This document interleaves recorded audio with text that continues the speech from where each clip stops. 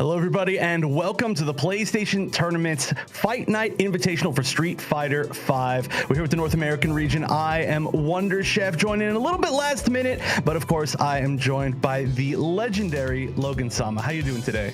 I'm good, man. Thanks very much. Up late to enjoy this action from North America here, from out of Europe. But yeah, we're going to hang out. We have a great time. It's a pleasure to get to work with you for definitely the first time. Our paths have crossed. But yeah, we're going to hang out and enjoy some Street Fighter V. Let's talk you through it. Yeah, I'm excited. I know it's really late for you. You know, I've done a lot of these tournaments for Mortal Kombat, and I do a lot of that with Ketchup, you know, Ryan.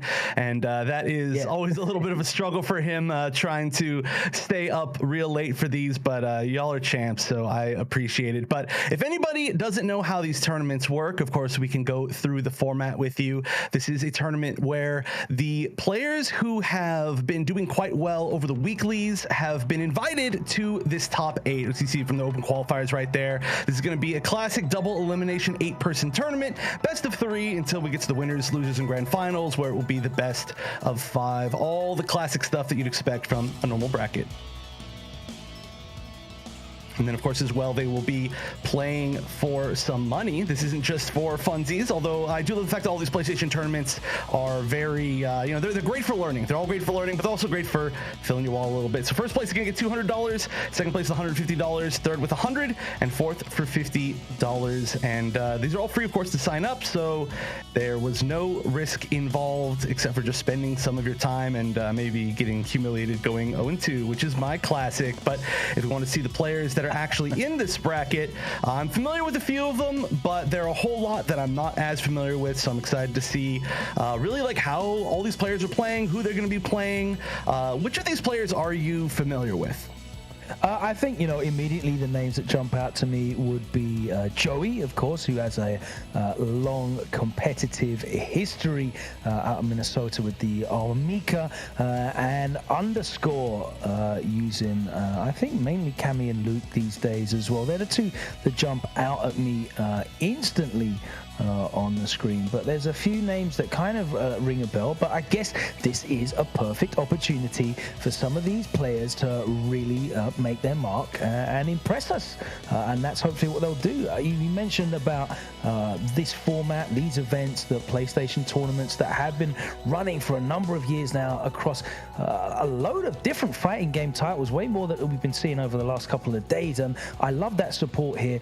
It's such a great entry into this competitive community that we have. You know, the fighting game community is so widespread, but the competitive community is certainly its own beast. And what better way to do it than from the comfort of your own home, playing on PlayStation online, signing up for free and getting experience against some seasoned competitive veterans of the likes of Joey and Underscore. But we're certainly not going to be overlooking any of the other players here. We've got some talented players out of Mexico, I can see, players across the central, south, and east of America competing. We've got players from a really wide age range as well, and that's one of the coolest things about fighting games, just the width of the demographics that it touches, right? We've got players 40-year-olds and 17-year-olds, the full spectrum. I know, you love to see it. You love how it just brings everybody together. But of course, you know, regardless of, well, I mean, once you're at least past a certain age, but regardless if you're 17 or 40 or anywhere in between or further than that, you can be the one to sign up here. You can be the one to be in these tournaments. Go to compete.playstation.com. It's your one-stop shop for everything competitive with PlayStation. They've got videos, they've got guides, and of course, a bunch of tournaments like this that you can play through your PlayStation console itself. Super duper easy, super fun. And, you know, we're mentioning it, there's just really no experience like playing it in a tournament. So compete.playstation.com. But we now, of course, are going to be moving forward to our first matchup. And like you said, we've got a whole bunch of different regions here today, which is always really cool, right? One of the big regions that we tend to see a lot, I think, in these PlayStation tournaments is Mexico in the NA tournaments here. And we do have a few Mexican players, so I'm pretty excited to see that. But I think our first match of the day, I believe the first player that we had was Gen 1 Eevee, who's one of those players that I'm definitely not as familiar with. I'm going to say this throughout the day. I'm not as familiar with a lot of the players in just Street Fighter in general. So having these players that are maybe a little bit more, I don't want to say online warriors, but maybe they haven't been up on the big stage, haven't been able to travel. This is a good place for them to show what they've got. I've seen in other games, not even just fighting games. Like I've watched a lot of these tournaments, and a lot of times you'll be like, whoa, hold on, that person's kind of ridiculous. Like, what's going on? They got some tech, they got some movement. Like this is dope. So it's great to see them. So I'm excited for our first match. It's a super exciting time. We've been in lockdown for a number of years. There's a lot of people that have picked up fighting games, really come through events like these PlayStation tournaments and sort of cut their teeth in competitive play and really made a mark for themselves. And it's been really exciting to see. There's players in your game, MK, that have come through really young. There's guys in our community here in the UK for Street Fighter 5 that have come through and out of nowhere started to dominate online events as well. It's a really exciting time for fighting games. There's a lot of players for whom the game they're playing now, whether it's Street Fighter 5, whether it's Dragon Ball FighterZ, whether it's Tekken or any other title, is their first fighting game, and they are competing against seasoned veterans. And that's what we're going to see here today. We've got, as I said, players of 40, 35, 34 going up against 17-year-olds in this bracket, and it's very exciting to see, how these styles are going to clash, not least to say how the regional styles are going to clash. You mentioned Mexico. We know the history that Mexico has in fighting games, the talented players that they have produced, maybe not had the opportunity to be seen and recognized on the world stage as much as obviously their neighbors in the United States. Then you've got New York, the New York community, Atlanta producing killers year on year, emerging regions like the Midwest as well. It's a very exciting time for Street Fighter 5, and I'm looking forward to seeing this bracket. I just want to see some GGs, man. Let's get them on. I know. I can't wait as well. But here we go, our first player, and we're immediately starting off with an Oro player. We're talking about New York, of course, one of the strongest regions in the entirety of the U.S. and playing the Oro. It's a pretty interesting pick. What do you think about Oro in general, just as a character? Oro is one of the most fun characters to watch in Street Fighter 5 at the moment. There's a number of players out there who have really innovated with this guy. They've picked him up when he released, they've stuck with him, and they are making the most out of this V-Trigger 2, the Tengu Stone. When you see that V-Trigger activated and there are random pieces of crap flying around the screen, anything can happen. He's such an exciting, fun character, and just from a purely aesthetic side, he's got so much personality and character amongst them as well. It's always enjoyable to watch a class level Oro player flowing and expressing themselves with this character. Great fun. There's loads of good practitioners out there, and hopefully Gen 1 Eevee can put on a good display in this first. And we're moving on to Ed. Ed is a character that was overlooked for a very long time. Initially looked at as maybe very easy to pick up. A lot of his special moves forego the complicated inputs, the motion inputs that you're used to in Street Fighter, whether it's a quarter circle or a charge. He just presses buttons and it works for him, whether it's mashing buttons for flicker jab or pressing buttons together in combination for his psycho upper and his up kicks. But he has really improved over the last couple of years. And when I mentioned one of the younger players in my region in Britain that's really impressed us, Ending Walker, is actually on an 8-tournament win streak with this character. He's beaten world champions with this character. He's beaten, Capcom Pro Tour qualified players with this character. He is doing some work with this Ed. So let's see what Shadow Ace can do with this character as well in our first game. Of course, these are best of 3, first of 2. So it's going to be, you're going to have to bring out your best stuff. That get those tricks out nice and early. Any round that you secure is going to be worth it. So, I want to see some of that dirty stuff, some of those horrible resets, some of that V-trigger abuse. It's time to get it out in 2 out of 3. It's time to start, steal those wins. That's what the game's about. Yeah. You get your one quick little shot, 2 out of 3. These players may not have played each other before. You got to do what you got to do. But also, we did get a chance to ask a few of I should say our admins asked these players some questions about, their history and where they're from. And Gen 1 Eevee, we asked them all what their greatest achievement so far is. And Gen 1 Eevee's was like meeting Idom online one time and then putting up a pretty good fight, as opposed to Shadow Ace, who is representing Data FGC, which is, well known, and has their greatest achievement is like winning an offline. So this is I would have to assume a player that has a little bit less tournament experience than a player that does have some tournament experience. So we'll see how that matches up. And a lot of times that can be, a real big difference. But like you said, 2 out of 3, first round, anything can happen. There's obviously going to be a lot of strategies that might be slightly more effective online than they would be in other areas, but obviously that's what we are expected and used to at this time now. Some of these characters really can get away with things, and we'll see, particularly Ed is very difficult to deal with in online environments. The flicker jab that he has, it's very, very hard to punish, and we'll see how he deals with the zoning game. Immediately gets a whiff punish with that fireball, puts the pressure in and takes the throw. One of the things that Ed really wants to do is he wants to put you in the corner and just abuse his tick throw game. Very, very strong. Wow. No chance of abusing anything when you just bust out with the reversal there. Yeah, managed to find some space out, which is pretty nice here. Didn't really get to see too much offense, but just on the neutral jumps, trying to bait out some stuff, not really being able to punish the throw attacks so far, and did kind of even up the damage, but I really want to see what offense this Oro has. You're seeing a little bit of trepidation here from Shadow Ace in that, Ed, as I mentioned, he doesn't have really complicated inputs for his special moves. He's got 2 anti-air special moves. He didn't use either of them in any of that, like, repeated neutral jump or jump in situation pressure from Gen 1 Eevee. So maybe he's a little bit nervous now he's on the big stage and he's going to die off this V-trigger activation combo. Really, listen, if you see Oro activate V-trigger and he's anywhere near having 3 bars on the CA gauge down there, it's going to be a world of hurt. I've seen him pull out combos for like 70-80% damage.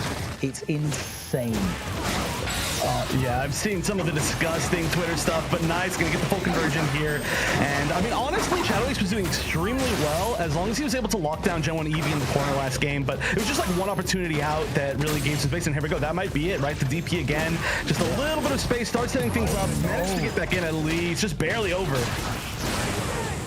That is a huge interruption. So you saw Gen 1 Eevee activate the V-trigger. It's supposed to be his turn, the pressure.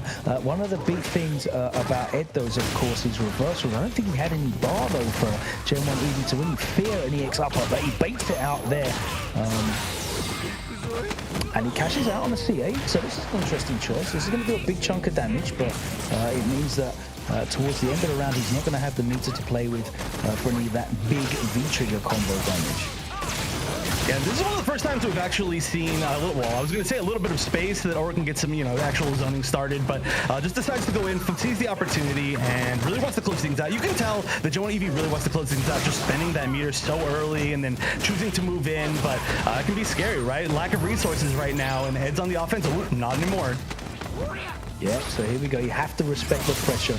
It's really not worth challenging with the throw. He uses the EX chicken kicks to get over that V-trigger, chases him down, and he's going to juggle him forever. This V-trigger has no juggle points at all. So you're going to see juggles that last for, 10, 15 seconds with this character in V-trigger combos.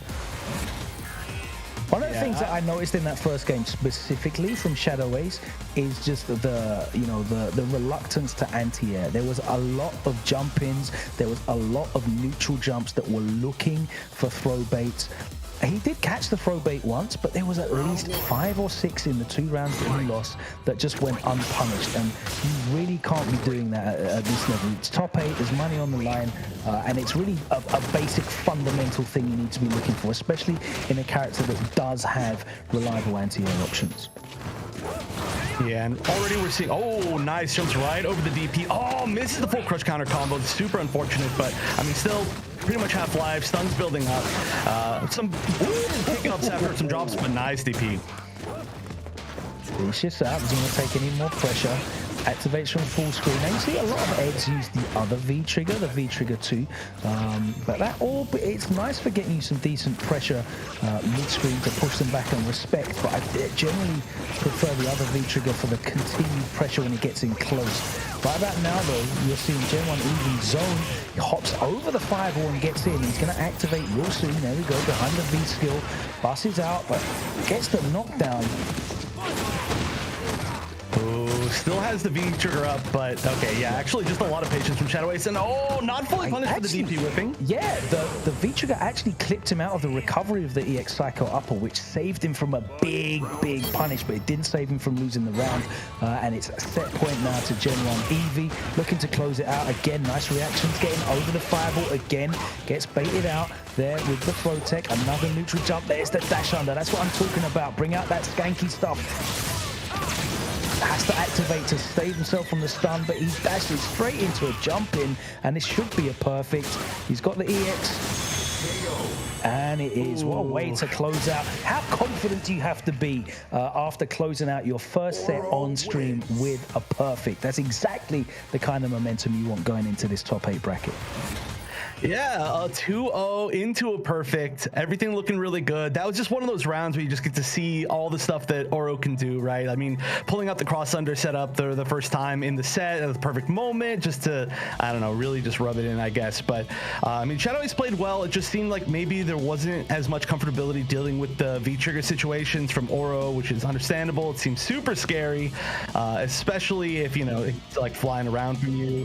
But still, great stuff from Gen 1 Eevee. Like I said, you know, just from what we've seen from their bios, it looks like Gen 1 Eevee might be a little bit less of an experienced tournament player, but clearly has a really strong Oro, and I'm sure plays quite a bit, obviously. I mean, you know, as I said, it's all about momentum going into this. Your name doesn't really matter once, you know, round 1 fights kicked off. It's about the performance, and Gen 1 Eevee was able to... Look, you will be gifted opportunities and win conditions when you go up against people. It's up to you to identify them. If they don't deal with your pressure, if they don't deal with the ways that you're approaching, no reason to stop, carry on doing it. And, you know, the jump-ins were really pivotal for Gen 1 Eevee. He was able to hop over the fireballs multiple times, whether it was the chicken kicks or whether it was just a raw jump. We saw a couple of big raw jumping combos, especially in that last round. And, of course, just that pressure. He was able to get in and repeatedly just go for the neutral jumps, just jumping in neutral. And we just saw Shadow Ace block, which... You know, when you have a invincible reversal, as Ed does, there's no reason you should not be blocking. You should be dealing with that. Ed's got so many answers. He's got a great normal anti-air. He's got a great air-to-air juggle as well. And I really just think that was a case of Shadow Ace having a bit of nerves and just not being comfortable in his play. It looked like he was just playing scared. Hopefully, he'll be able to come back in the losers bracket and put in a better performance, and we might see him later on. But it was definitely the more confident player that took it in that first game. Yeah, and of course, kind of ironically, you know, the few times that we did actually see like committal anti-airs come out, it was when Gen 1 Eevee was like jumping over at that perfect rate. So like, yep. And pretty much every single time it was just like, okay, you finally try to anti-air and you get punished for it. So it's just all about knowing those ranges, right? Like you got to choose. That's one of the biggest things about 5 is that you got to have different anti-air options for different situations. Not everything's going to be, I mean, most of the time, right? It's not going to be a one button no matter what for every single anti-air that you've got, and you've got to be spaced correctly, otherwise stuff like that happens. So just shows good spacing, you know, preemptive spacing for the jumps, and then shows just a little bit of cracking under pressure. But that's just one of our first matches. Of course, this is going to be a 2 out of 3 double elimination bracket up until the finals, so anybody who does go down in any of these first matches, we have a chance of seeing them again. They're gonna have to fight hard. They've got a couple 2 or 3 matches just to make it back up the stream, but you know, don't count anybody out. We've seen a lot of people too who they'll have like a shaky first match, like maybe they're not warmed up, maybe they've got a little bit first round nerves, but then, you know, they play the first match, the next one's not going to be on stream, and then they start warming up and they get a little more comfortable, and then suddenly they're like, hold on a minute, this person lost round 1. They are destroying people now. But we're moving on to our next match of the day. It's going to be I sure hope I'm pronouncing this correct, Hi-Fan or Sci-Fan 2106 playing the Sakura out of Mexico. So I was talking about Mexico, and you were talking about Mexico as well. Like you said, such a historied region for fighting games, but unfortunately a lot of players from there don't get to travel quite as much. And you know, like you were mentioning before, you know, I come a lot from NRS games, and we have some of the strongest players in the world coming out of Mexico, and a lot of them we actually didn't get a chance to see too much on broadcasts until these PlayStation tournaments. So I'm always a fan of seeing the Mexican players here, but I'm also, you know, a bit of a Sakura fan, so that should be pretty exciting. Nice. It's very interesting to see the character pairing as well, because obviously you see the Sakura on the screen there, but it's alternate as Kage. So one of the top players in the region, Kusanagi, I believe, is currently also running Sakura as their main and Kage as well. So it's an interesting pairing. They're both essentially Shoto archetypes, so a lot of the skill set does carry over, and they have very slightly different tools that they can use and normals and such, but realistically they both hit like trucks, and they both do a ton of damage in the corner, and their pressure is great. Speaking of hitting like trucks, Cammy, here we go, _87, repping for the working man, the fully grown 35 years old out of Chicago, Illinois, the Midwest. Are they going to be the mid-best today? We shall find out, but we know all about Cammy White. She has been a terror for years and years, iterations of the game, and she still remains very, very difficult to deal with. Has, of course, a pocket Luke, because why would a competitive player not have a pocket Luke? I think, though, Cammy should be enough to get the business done. So this matchup, if it is indeed Cammy and Sakura, one of the interesting things is like how we see Kaifan, hopefully again I'm pronouncing that correctly, deals with the aerial approach of Cammy with her dive kicks, whether it's metered or whether it's just spaced out. She's got very interesting anti-airs in that her Dragon Punch equivalent is not natively invincible, but it does move horizontally a great deal, which makes it an interesting tool to deal with against Cammy. And she does have in one of her V triggers fully invincible uppercuts, so that becomes a very useful tool to deal with against Cammy. But Cammy is just able to stay on you like white on rice, no pun intended. She's just incessant pressure, and it's even better when you're playing someone in this kind of online environment. 2 out of 3, the pressure's on. Are they going to crack? She's so good at opening people up. So in the hands of a very experienced player like Underscore, this is going to be a big challenge. But as we said, there's a lot of players here we don't know a whole heap about, and Mexico is a region that we know has a storied history in fighting games. You don't get to 34 playing Street Fighter 5 without a bit of experience under your belt. So could this be an opportunity for Kaifan to really show out and make a big statement in this top 8 on winner's side? Yeah, you know, like we said before, I wasn't as familiar with Joe and Eevee, but their aura was looking super good in the first match, so that's just how it tends to go. But like you said, especially when you've never played your opponent before, you may have never seen how they play. You only have one chance here in this winner's bracket, and they're playing a really aggressive like character. It's really easy to kind of get run over, right? You don't have a whole bunch of time to adapt. You especially like just online, it just feels like you can't get quite as easy of a read on an opponent, right? Like it's a whole different experience. And already we're seeing the Cammy pressure come out. It's working super well. Oh, the crush counter almost at stun. Wow, just blows through with the uppercut. There's the V shift to get out of it though. I like that from Underscore. As soon as the momentum shifts around, he uses that V shift mechanic and gets out there. Doesn't want to take any pressure. Very, very well considered move. All right, but yeah, the pressure's turning around here. Oh, maybe that could have been a little bit of a conversion, but definitely converts at least into the jab. And now we're in a reverse situation where it's one read away from stun. Whoa, very nice. Good read on the throw. Yeah, the hard read, the EX Hooligan gets out of that throw attempt, puts her back in the corner as well, and Underscore able to close it out. We saw some nice conversions, the V-Trigger 2 combos here from Saifan, using the V-Skill 1 as well, which allows you to get some pretty cool extensions. There we go. That's what you should be doing when you see the neutral jump. Reacting and deal with it. Oh, gets clipped, stays in front. He wanted that throw bait. Oh, wow, just goes to the raw Tatsu. Goes for a little bit of a shimmy, but doesn't bait out the throw tech, and now the damage is just adding up. This is such a faster match than our previous game. I mean, obviously we're not going to get too much of a full zoning game going yet. For that reason right there, right? Even if there is an opportunity to throw out a fireball, you are putting yourself in a risky spot, and that was an extremely fast game. If every game goes like that for the rest of the night, we'll be here for another 30 minutes or so. Yeah, we're not getting paid by the hour tonight, guys, so more of that, please, is all good for me. As you saw at the end there, one of the things I want to point point out, you saw Underscore just backdash before he did the EX spiral arrow to go through that fireball. A lot of players in Street Fighter, and of course in other games, but in Street Fighter particularly, it's very effective. They'll backdash and just wait and buffer a move, looking for you to do something, and that backdash gives you a little bit of time to react. The range on Cammy's EX spiral arrow and the projectile invincibility means that it's very effective for her. And in the time at which I explained that one thing, Underscore is speedrunning this set. The Ghetto Perfect with just the chip damage. Wow. That was a brutal beatdown. It was. This is looking to be potentially a really quick set. I mean, I really want to see Sci-Fan find some sort of answer to at least get some pressure going, right? We saw a little bit more in the first set, but it's still just looking like the Underscore game to me. A little bit further out. Wow, just let the full Hooligan slide go. Interesting, but it works. Nice interruption. Gets into the knockdown, but again, Underscore so good at slipping out of any kind of consistent pressure.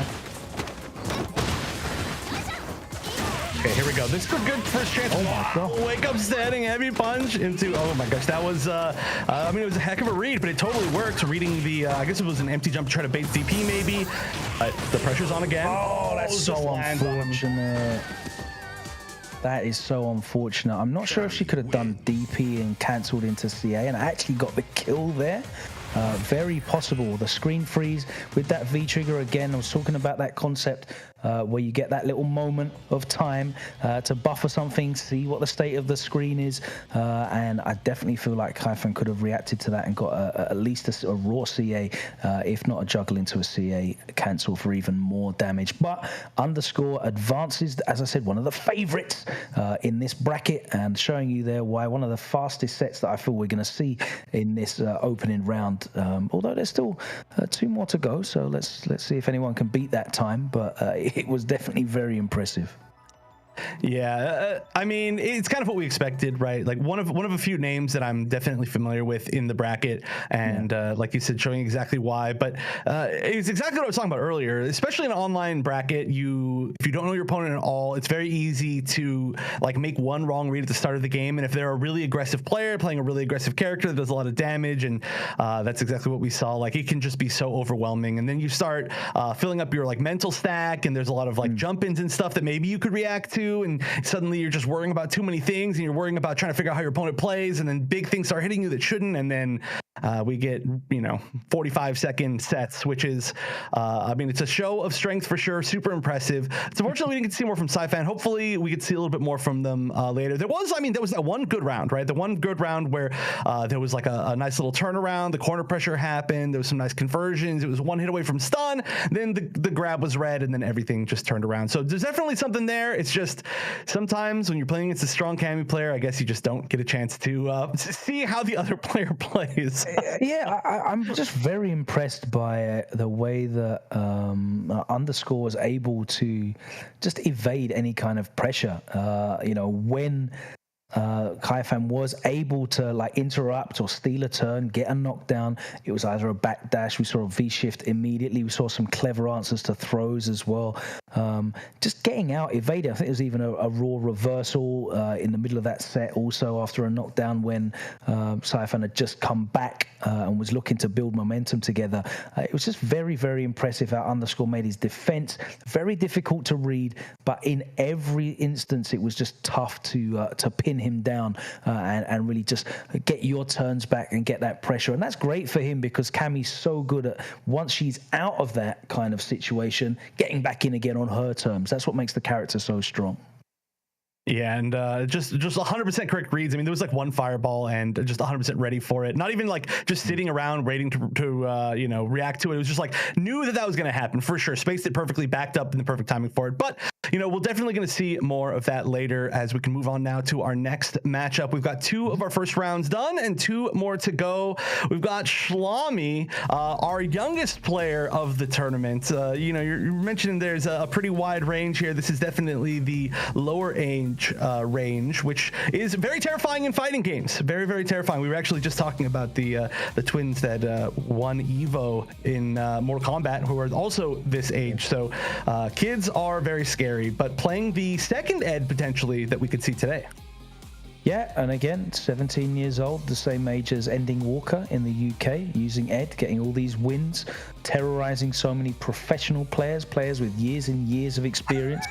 Not saying that that's going to be an exact replica of what's going to happen here, but you certainly have to be wary. These Eds are very, very difficult. The thing that makes Ed so scary is actually one of the things that makes Ken so scary, is the fear of that reversal. Whilst Ken, you can just delay his EX reversal. It's 5 frames, comes out pretty quickly. You can just delay on him as long as you're blocking your feet and look out for that low forward fireball activation. But with Ed, he's got a slower EX reversal, so you can't actually delay on him safely. I think his EX upper is like 13 frames, which means you either have to allow him to wake up and take the initiative and attack you, or you have to risk him just doing that EX upper, and that is just the basic frustration that Ed can give. On top of that, now the improved flicker jab, the conversions he can get from neutral with that, where he can cancel into EX knuckle and push you into the corner. It's going to be an exciting one. The guy, the age is undetermined, but he does say seriously too old is the answer that he gave us on the questionnaire. So in a bracket that has 2 players that are 35 and a 40-year-old, he chose to answer seriously too old. So that begs the question, how old is this person? Scrappy Dog Do, a.k.a. the guy. What are your pronouns? They said they call me sir. So I respect that. The age, you must pay respect to your elders. But let's see whether Schlami pays any respect here whatsoever, as we have the oldest and the youngest players going head to head here in the first round. Yeah, or at least mystery oldest players, but that's scary. You know, I always got to root a little bit for the older players, of course. You know, I'm starting to get up there myself, and I want to see players still show off that they can do it. But you were actually talking about it before the show, but I think Street Fighter is such a good example of players that have continued to obviously get older and continued to do well as they get older. You know, players like, I mean, Sokko's kind of the classic that everybody in every game talks about, but there's, I mean, so many players that do really well. So I love to see it. Hey man, Daigo's in his 40s, bro. Oh, we're gonna see the Kage. Good fun. Okay. Kage wasn't even anywhere on his on his questionnaire, so he swerved us in production as well, which is pretty cool. But yeah, Kage and Ken are not far apart. Obviously, they're both Shoto archetypes. They both do a lot of damage. I'm not sure about Kage into Ed though, because Ed is going to dominate this neutral game. Unless the guy can really get the red fireball working here. The Shakunetsu. He's in the corner already, though. You'll notice here that Schlami, who is actually on play, yeah, there we go, is using the V-Trigger 2, and we'll see the difference between that and the V-Trigger that we saw earlier from Shadow Ace. It's a lot more close-up orientated. He's also using the V-Skill 2, which is so good at getting round fireballs. It just goes straight through. It's got projectile invulnerability. And it's very easy to react to the slower fireballs, the multi-hitting red fireballs that Kage is going to be throwing out. So, tough matchup, I think, but at the moment it's looking pretty even. Let's see if we can get a V-Trigger activation. Oh, wow, blow straight through. Yeah, this is looking good, and that's going to close out the first round. This is such a different Ed game than we got a chance to see in the very first round of the day, where it was like more defensive Ed, being a little bit more scared of the Oro offense and trying to space things out. And this time, you talk so much about the flicker jab. We almost didn't even get a chance to see it in the first game because they played such a weird game. But this one, I mean, obviously, we're exactly right there. Thank you, Udyr God. Thank you, Schlami, for showing it off. But this is the Ed offense that I am more familiar with. Yes, absolutely. Speaking of the offense, we're going to see the improved offense of Kage getting a lot more Oki now off his knockdowns, saved by the charge fierce. This is going to hurt though. Crush counter roundhouse, but he drops the combo. Is that going to come back to hurt him? He does have that V-Trigger 1. A V-Trigger we don't really see a lot of, but here we go. Let's see what mix-ups he's got. None so far. All right, burns one of the uses. All right, you got to get the kill here. Oh no. Yeah, we haven't. Oh, okay. Finally, the DP is going to work here. And now we're kind of one mix potentially away, just being here in V-Trigger. Oh, another DP. Both these players not afraid of DP at all. This is like the they're letting it rip. Oh, there we go. God. Nice. Tags on the extra damage. Both of these characters can tag on extra damage to their DPs in V-Trigger. And you see it there, the crucial extra hit in V-Trigger 2 for Schlami, closing out that first game. It was pretty windy. It was a bit of a slobber knocker, as they say. A lot of wake-up options being represented. But yeah, it was Schlami that managed to do it. You saw, I guess, in the neutral, it was a bit hectic, but you kind of saw the tools that Ed has at his disposal. The V skill 2 allows him to deal with the fireballs that Kage usually relies on to set the pace in neutral. Kage's got very stubby normals, so he normally has to rely on his red fireball to pose a threat. It knocks down in the neutral, and having to think about that V skill 2 that Ed has, which he can very easily on reaction just completely bypass Kage's red fireball, means that it's very difficult for him to compete in the neutral, especially when Ed can represent with the charged fierce, the normal fierce, and of course that flicker jab which terrorizes so many people. It looks like we've gone back to character select here, the length of this this pause, which might see the guy bring out the Ken main, might bring out the Blanca. He might still stick with the Kage. He's been mixing us up from the player survey, so there's no reason why he won't carry on mixing us up now. Yeah, probably even another character. That's going to be my bet. We're going to see some like fourth character. Hondo or something. Oh, it's Blanca. At least it was one of the characters. It was one of the characters on the list. Speaking of mix-ups, this character is, at the high level, very, very difficult to deal with. So much tricks and shenanigans that they can be pulling off, especially in V-Trigger as well. Rarely seen, though, and that's one of the things that I think is going to be a big deal. Rarely seen characters, when used by character specialists, there's the reset. It's very difficult to deal with them in short sets. You don't have the time to really fill them out. If you don't have a game plan already, then it can be bad for you. And look at this. We should have gone with Blanca in the first place. I pointed out in one of the earlier sets that, I want to see the skanks. I want to see the cheap stuff. I want you to see the robbery. And here it is. Here it is. If they don't know how to deal with it, do it some more. Yeah, I honestly, even just aside from that, right, we saw some like block DPs and we saw a lot of big drop combos from the Kage, and so far the execution has been 100% on the Blanca, going for a lot of resets and stuff, but like every single thing is like a full max damage, at least as far as I know, like at least punish into a setup, which is looking really good, right? Like just the fact that we've seen so many DPs, I feel like you need to know your punish combos at the very minimum, and yeah, this is looking just so much more polished. Yeah, clearly more experienced, more comfortable. Full screen rainbow ball into the combo afterwards as well. V skills up. Yeah, has enough time to charge. Uses the screen freeze on that V trigger activation, and that's going to be dead. Oh no, it doesn't get the follow up. It went the wrong way. But yeah. Full screen could have made it safe with the V trigger anyway, so it's not a big deal. But yeah. Boy, that was quick. That was very, very effective. And I'm pretty sure that's what the guy should have gone with first of all. So let's see how Schlami deals with that. The young, can we call him a young man? 17? Do you count as are you a young man yet? Yeah, I think that's pretty much like the cutoff right there. But yeah, that was very much one-sided. I mean, I actually can't believe how fast that was after it felt like Schlami was like in control. So needs to maybe slow things down, try to react to some things, play more patient, just expect the gimmicks. Well, I think we clearly saw that Schlami had a game plan for Kage, not so much of a game plan in place for Blanca. Getting caught out by a lot of fake stuff as well.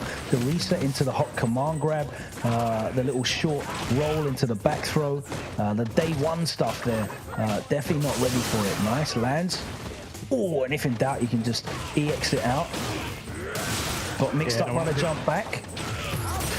Ooh, okay, this should be a huge conversion. Let's see if the execution stays solid. Very nice, in the corner.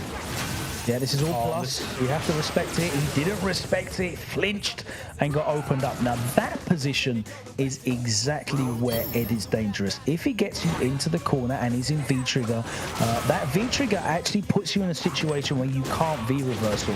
It's not a guard break, but it puts you in a state where you can't V-reversal the pressure, so you have to take the plus frames. Oh, and yeah, that was on a super aggressive reversal right there. Gets punished for a lot. Lost about half life in that entire exchange. Didn't manage to get stunned, but this is looking like we might go to a final round. I think our first final round eventually. Oh, that's an unfortunate drop. Hate to see. Both of those drops, actually.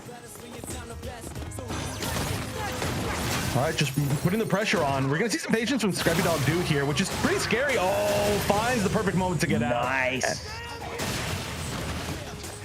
Yeah, there you see the V-Trigger one, able to land multiple Blanca balls in that V-Trigger, and we are going to a final round. It all comes down to this, our first final round of the first round.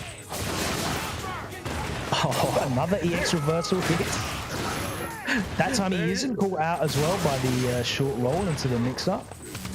Yeah, it's just so many reversals. Honestly, a lot of the offensive ones have been blocked, so I really hope we don't see that many more. But I would definitely... Oh, there it is. Exactly right there. So many times. Just throwing away these... And the reset. Again, the reset. All right, throwing out a little bit of zoning, just trying to control some space. We're seeing so much like just runaway here from Scrappy Dog do. It's okay. Finds multiple times though. Yeah, that's working pretty well. And just these raw Blanca balls working extremely well. Oh no! Oh, Schlami showing the exuberance of youth. Not having the patience of age, the wisdom to know not to reversal. He got blocked so many times, giving away free damage. And as you said, the combos might have been dropped with the Kage, but they were not dropped with the Blanca. And it is the guy, Scrappy Dog Do, who closes it out. After going 1-0 down, switches to Blanca and manages to get the win, sending the 17-year-old Schlami down to the loser's bracket. Yeah, and it's not to say that it was bad play. I mean, we saw that the pressure, of course, from the Ed was very strong, but different players, of course, have different weaknesses. I feel like that was one of those matches where you really get to see maybe something that Schlami could work on in the future, right? Which was the patience, especially in situations like, I mean, in every single Street Fighter game ever, nobody wants to fight Blanca. It's always the same situation where you're like, hold on, like they're just doing gimmicks to me. I'm getting so frustrated right now. I just want to mash buttons. I want to DP them out regardless of what it is. And it's even like more so in 5 when you have a good Blanca who is even going for some disrespectful resets like that. And clearly, you know, it's like, okay, there was a lot of that feeling from Schlami. They really wanted DP out. We saw like 4 or 5 block DPs even in like the last round and a half of that game. And if there was a little bit more patience, you know, we could have seen maybe some punishes, maybe just a reversal on momentum at least. But the switch to Blanca, clearly that guy found like kind of like the player answer rather than like a character answer and just ran with it, which is, it's really good. You know, it's impressive to see players who can have characters that can take advantage of impatient players and then take advantage of patient players and just be able to like just kind of cover the entirety of the player base rather than just character matchups. Blanca's such a good character when you identify that your opponent doesn't have a plan to deal with you. You can really start taking the piss. And he did, to be honest with you. There was like 4 or 5 resets into the hop grab.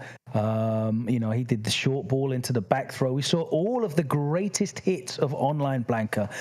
You know, Blanca's been a troll since before troll was even a term. You know, he's big, he's green, he's loud, he's obnoxious, and he really irritates the hell out of you if you haven't done the research. And as you saw, look, this is a concept that is consistent across all games of invincible moves. If you don't know what's going on, you just want to get the guy off you. I know that's a thing in Mortal Kombat. I know it's a thing in Street Fighter. It's been a thing for a long while in Street Fighter. But you know what? If you play a frustrating character like Blanca, if you want to be good, you need to be able to smell out when that frustration has reached boiling point. And the guy showing the experience, able to smell out those EX Psycho uppers and take the win. It's time to get into one of our favorites for the event, one of the biggest names in the bracket. Joey out of Minnesota, repping that Armika, has been performing at a consistently high level, perhaps not getting the same profile as some of the players that are comparable in terms of skill, but definitely very, very dangerous and very respected in the bracket. Going up against CHOCO out of Mexico, who, as you can see with the Twitter handle, is representing and supporting that Nakali pick, Chocali, in business. It seems like Necalli's a popular character in Mexico as well. I've seen quite a few over the years, and they're all pretty dangerous. Let's see exactly what Choco can represent here.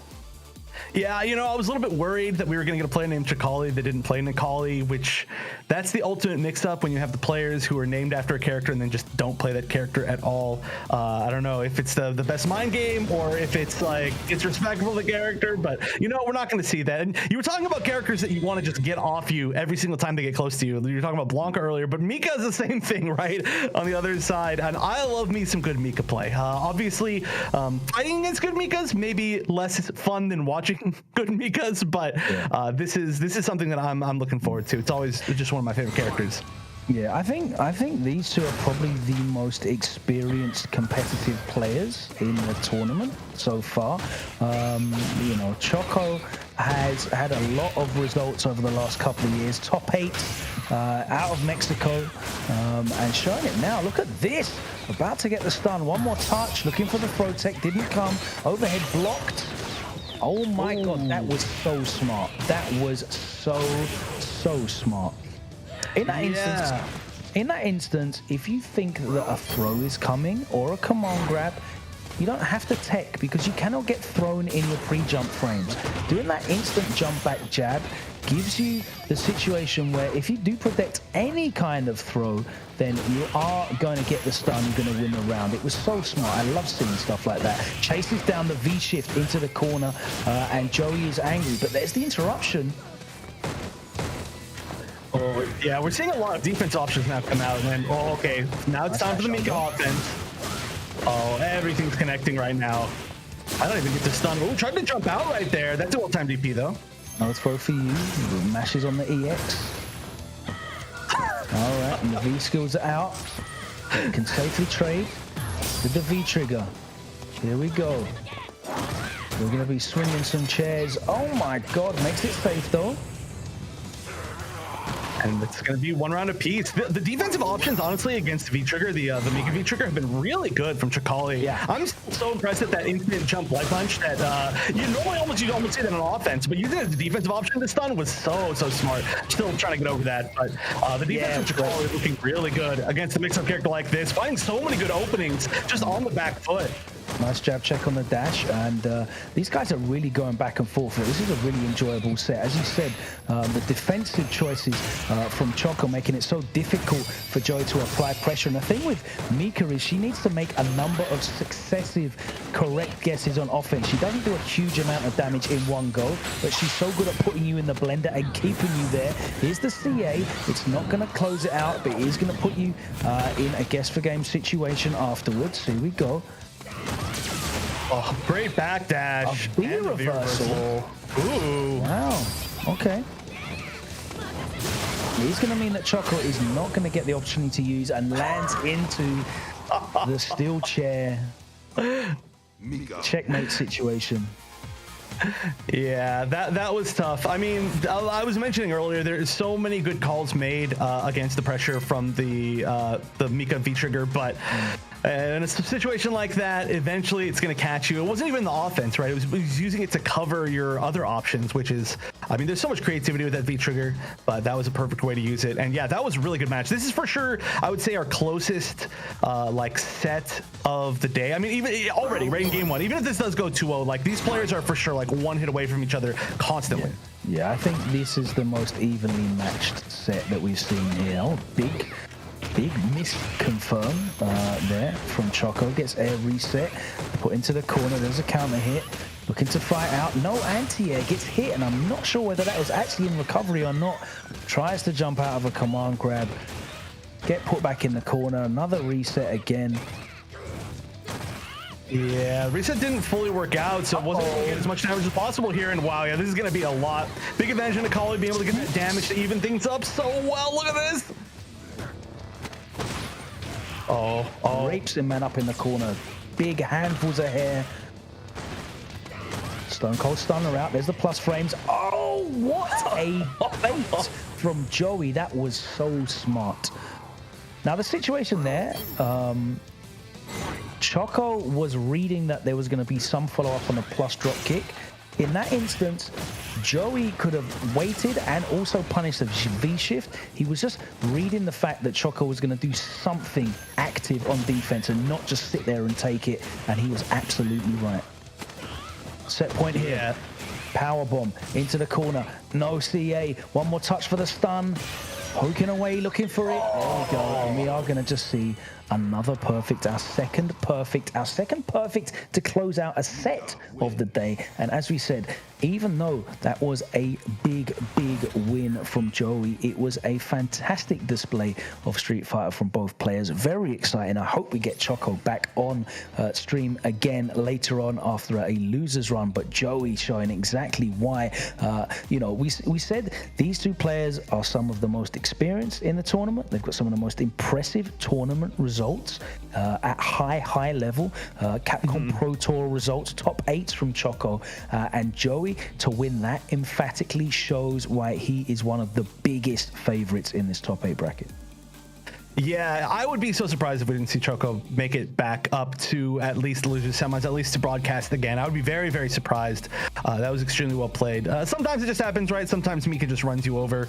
That's just the classic Mika style. If she never was able to do that, people probably wouldn't play very much Mika. But I do love, too, there was a little bit of a style change in that last game. We saw a lot of Joey fishing for normals and saying, like, okay, hold on, let's see if Choco can actually, deal with, these 4 medium kicks, these sabots, just these little tiny pokes, especially at that stun situation, rather than kind of mixing up like, okay, are you going to jump away from the command grab, which worked before, or are you just going to, sit there and block? It was a lot of this pressure, just holding things on.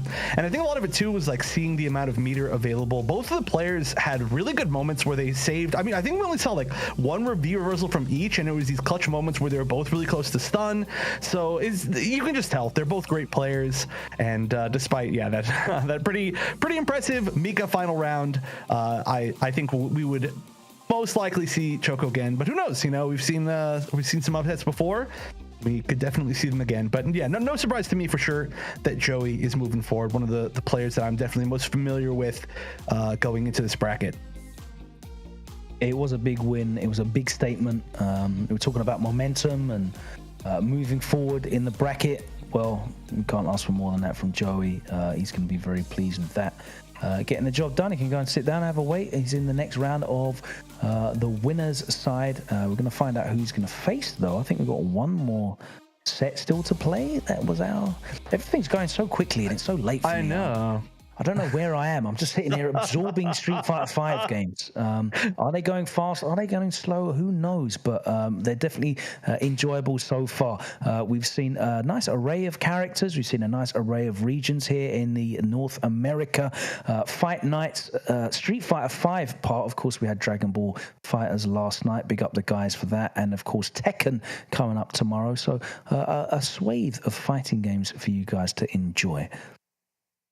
Yeah, I think we're actually done with the first round completely. That Cammy, that like 40-second Cammy set, not even like match, right? Like that, yeah, that was so fast. It was almost like that didn't even happen. But I do think that we have our first semifinal matches set. I'm not 100% sure, but just thinking back as to who won, right? We had, of course, the Oro coming out of Gen 1 Eevee. We had Eevee underscore with a Cammy, and then we had that guy switching to the Blanca from the Kage, and then of course Joey, you're right, yes, so they are our winners semis.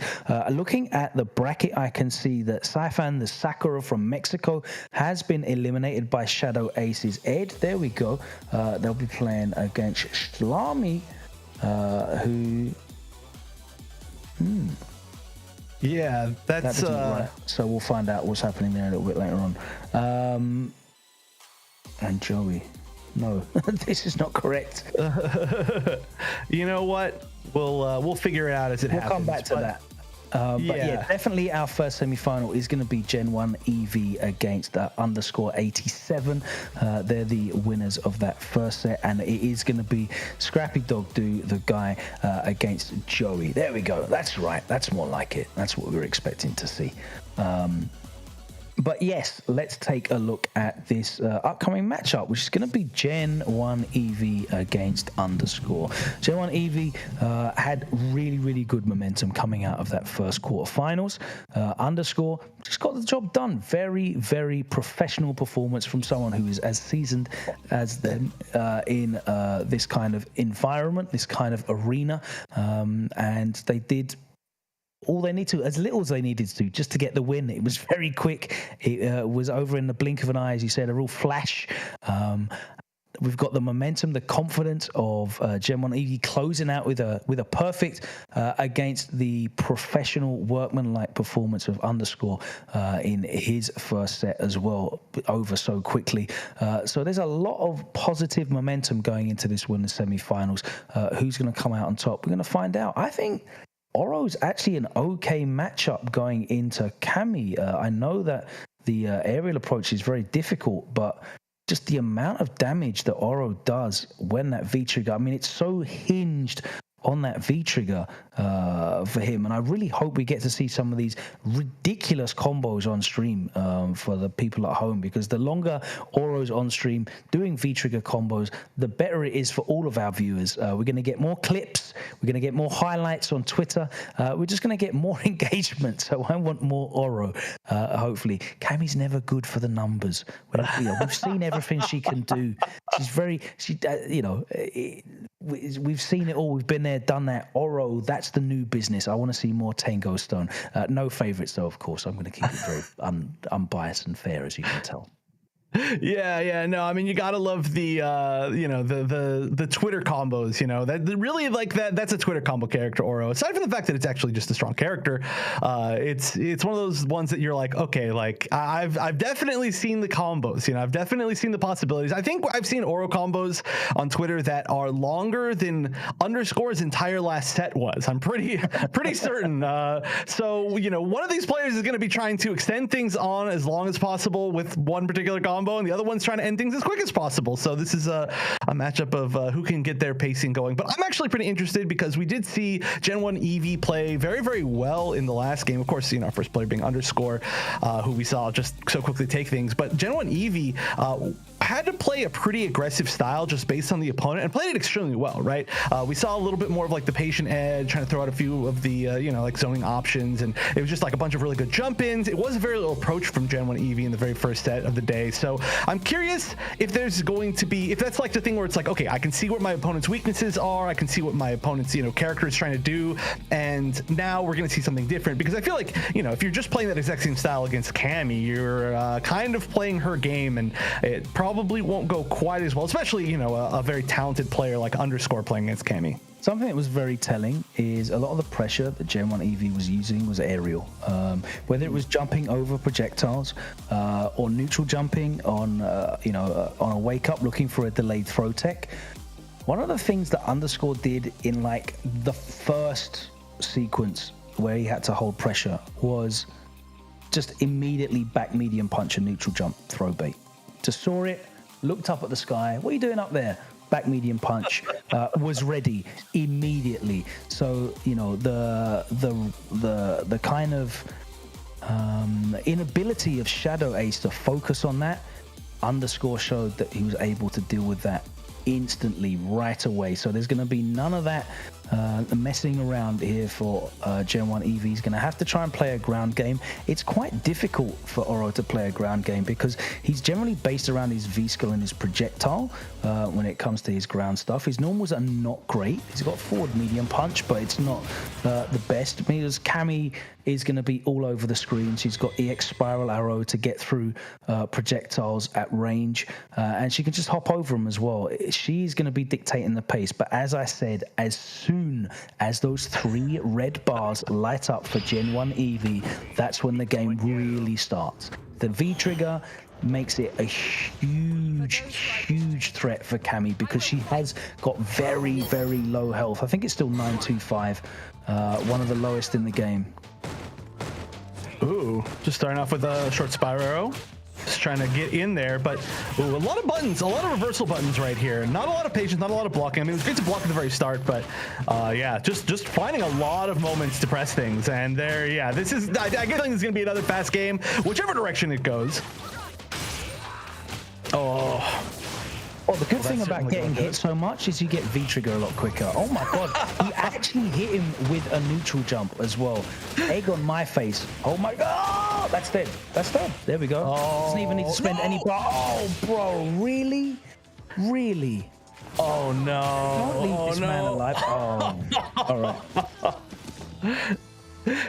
Hey, I guess it works. I know, and of course, yeah, literally the first thing you say is like, oh yeah, definitely gonna be ready for that exact situation almost. I mean, it was a little bit further away than the first set, but yeah. Then of course that leads to essentially a kill combo, which was ridiculous. It was, I mean, one reset into, but yeah. He didn't need to do that reset. He could have literally just got the kill with the CA. Yeah. Especially on Cammy's health. But yeah, no messing around here from Underscore as we speak. It's another sub 20-second round. All pressure, all beat down, big stun, and he levels it up. No anti-air again, so nice. Oh, that's such a cool answer. And there's the dash underneath. Got the crush counter there. There's the V-shift. Tries to chase it down. Again, there's so many buttons on defense from Gentleman Eevee. I think Underscore's starting to get ready for that. And yeah, DP into CA. This is going to be already a lot of damage. One mix-up away, really. But again, just buttons. I mean, that was correct one for sure. That was... oh my god. Activate. Oh, she's dead. She's dead. No. Oh no. Can it truly do the full combo? Please get the loops in, yeah? No. Okay.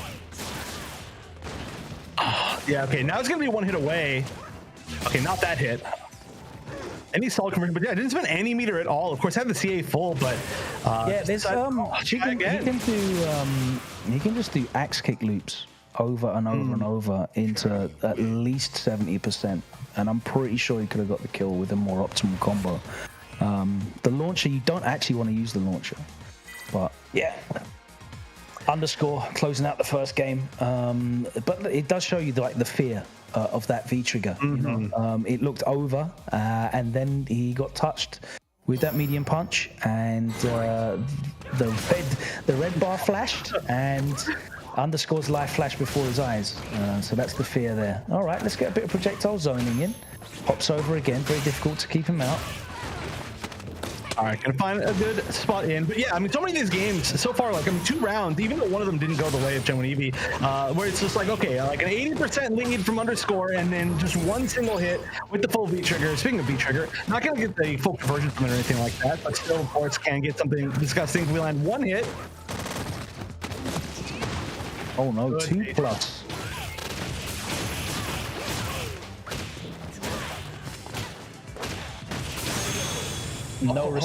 No respect from Underscore. Scoped out the dash under reset, jabbed out of it right away.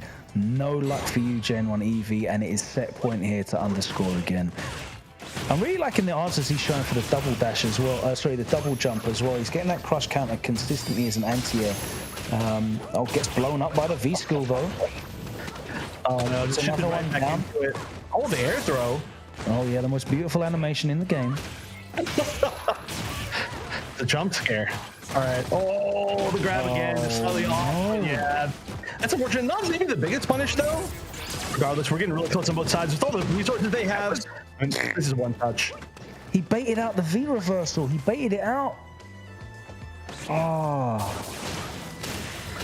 Okay, there's a juggle, and he gets to kill meterless as well. So presented with that, a lifeline, and Gen 1 Eevee gladly takes it. Yeah, we've seen a decent amount of dropped opportunities here. Nice juggle. Oh, I like that. Nice. The full conversion. That's a chunk of damage, too. Yeah, that's definitely enough to make it worth a while. Again, mashes the back throw. Ooh. Didn't quite get the hit there. Oh, so many upward projectiles, and it was working out. Oh, that almost maybe could have been a conversion off that trade. That was a little bit awkward. Again, he gets that crush counter. He's done really well with that. Don't want to get too predictable with those up fireballs, though. Underscore is definitely capable of dashed into that. Nice anti-air. Had the charge. Respects the V skill. Oh, Oh, baits out with a short dive kick. Oh my god, and it's on now.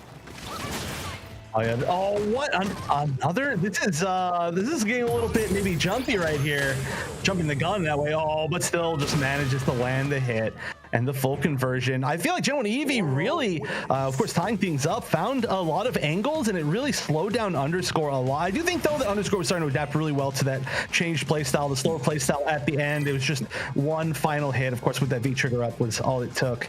But this is a very, very strong change of pace. I still feel, though, like Gen 1 Eevee jumping the gun a little bit on a lot of these anti-airs, throwing out some things very preemptively, a little bit more of a risk than maybe is necessary. But, hey, you know what? It worked out. Especially with the damage can be so significant from Oro. Yeah, that's just the Cammy game though. She's able to mix up your anti-air options really well with that dive kick, whether it's the short one, whether it's the fast version. It's really difficult to deal with all of it. Big bait, and there's the big punish. Stays in front, is not able to get a conversion off of it, but there's the cross-up light kick into the kill, and again, it's another set point. Very quick round there from Underscore. It was all offense all the time. Gen 1 Eevee not able to even activate. There's the reaction there, that so far away with that EX spiral arrow. Oh, and again, yeah, I think that standing roundhouse has just been such a good anti-air option in so many different situations. Seeing that Gen 1 Eevee really likes to get that angle, you know, just jumping over, especially with the and again. Yeah, it's so good at dealing with that double jump. Nice. Oh my god. Okay. No. Right, chooses to save the. Oh, he didn't chase down the V shift. That would have been dead. I promise you, that would have been dead. Instead, it has to spend the bar now, and this is going to be very hard. Yeah. V-trigger was gone. The damage wasn't going to be there. I mean, there were a lot of openings, but just that one V-shift not being punished meant that it was going to take a few more as opposed to literally just one more. But, I mean, good stuff. Regardless, Gen 1 Eevee putting up a good show. I would like to see a little bit, maybe more optimization on the Oracums. I know they're very difficult, right? They can be very difficult, and there's a lot of different paths you can take. But I think, honestly, we could have seen this set go the entire other way if we just seen, like, a few more final hits, right? Even that one game, we saw a very potential closeout, and then it was dropped literally one hit away, like literally like almost 1 HP away, and then did manage to find the jab, but regardless, just set up a lot of opportunities where Underscore could either just continue to hold on to the lead or make the comeback. And of course, a player like Underscore is not going to throw that away. So good stuff to Underscore, but the Oro looking really scary, right? Taking advantage of that entire play style of, you know, just play safe, wait until you get V-trigger, get that one opportunity, and boom. I mean, when you know that that's the win condition, right, getting touched by that V-trigger, you really, again, we talked about it earlier, you need to smell out how your opponent is feeling. Are they going to sit there and respect it? Are they going to take the throw?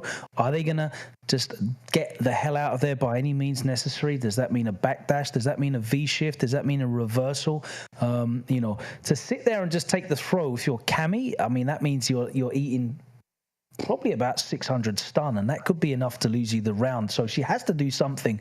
And really, if you're going to go for a meaty throw in that situation, you really have to be punishing that V-shift. It's, you know, as I said, Cammy's one of the lowest health characters in the game, but she's one of the lowest stun characters in the game. And with Oro, if you can get that stun in V-trigger, you're going to get the kill, because the meter build, insane. The damage is all heavies and specials. Tag the CA on the end with the upper limit on the scaling, and you should be able to close it out. So you really have to be ready for those situations. It's so important with a character, again, that's so dependent on making sure that you land these sequences to get the win. In these matchups where it's very difficult to just play your safe, you know, game before V-trigger, difficult for Oro to lay that down against Cammy, because she's just so mobile.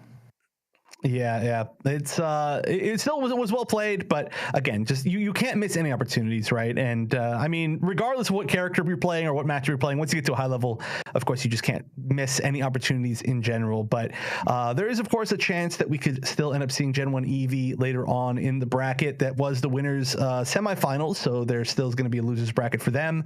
And we do have another matchup. You want more Oro? Oh, you know, we might see some more Oro. But wait, if that's the real match, Gen 1 Eevee versus CHOCO off stream, that's kind of unfortunate, because that seems like that would have been a fun match to watch. Definitely. I mean, hopefully that gets recorded or something, because I would like to see some clips from that. Let's find out who is going to be advancing into winners finals, though, and it is the man of an indeterminate age. I guess, kind of like Oro in real life.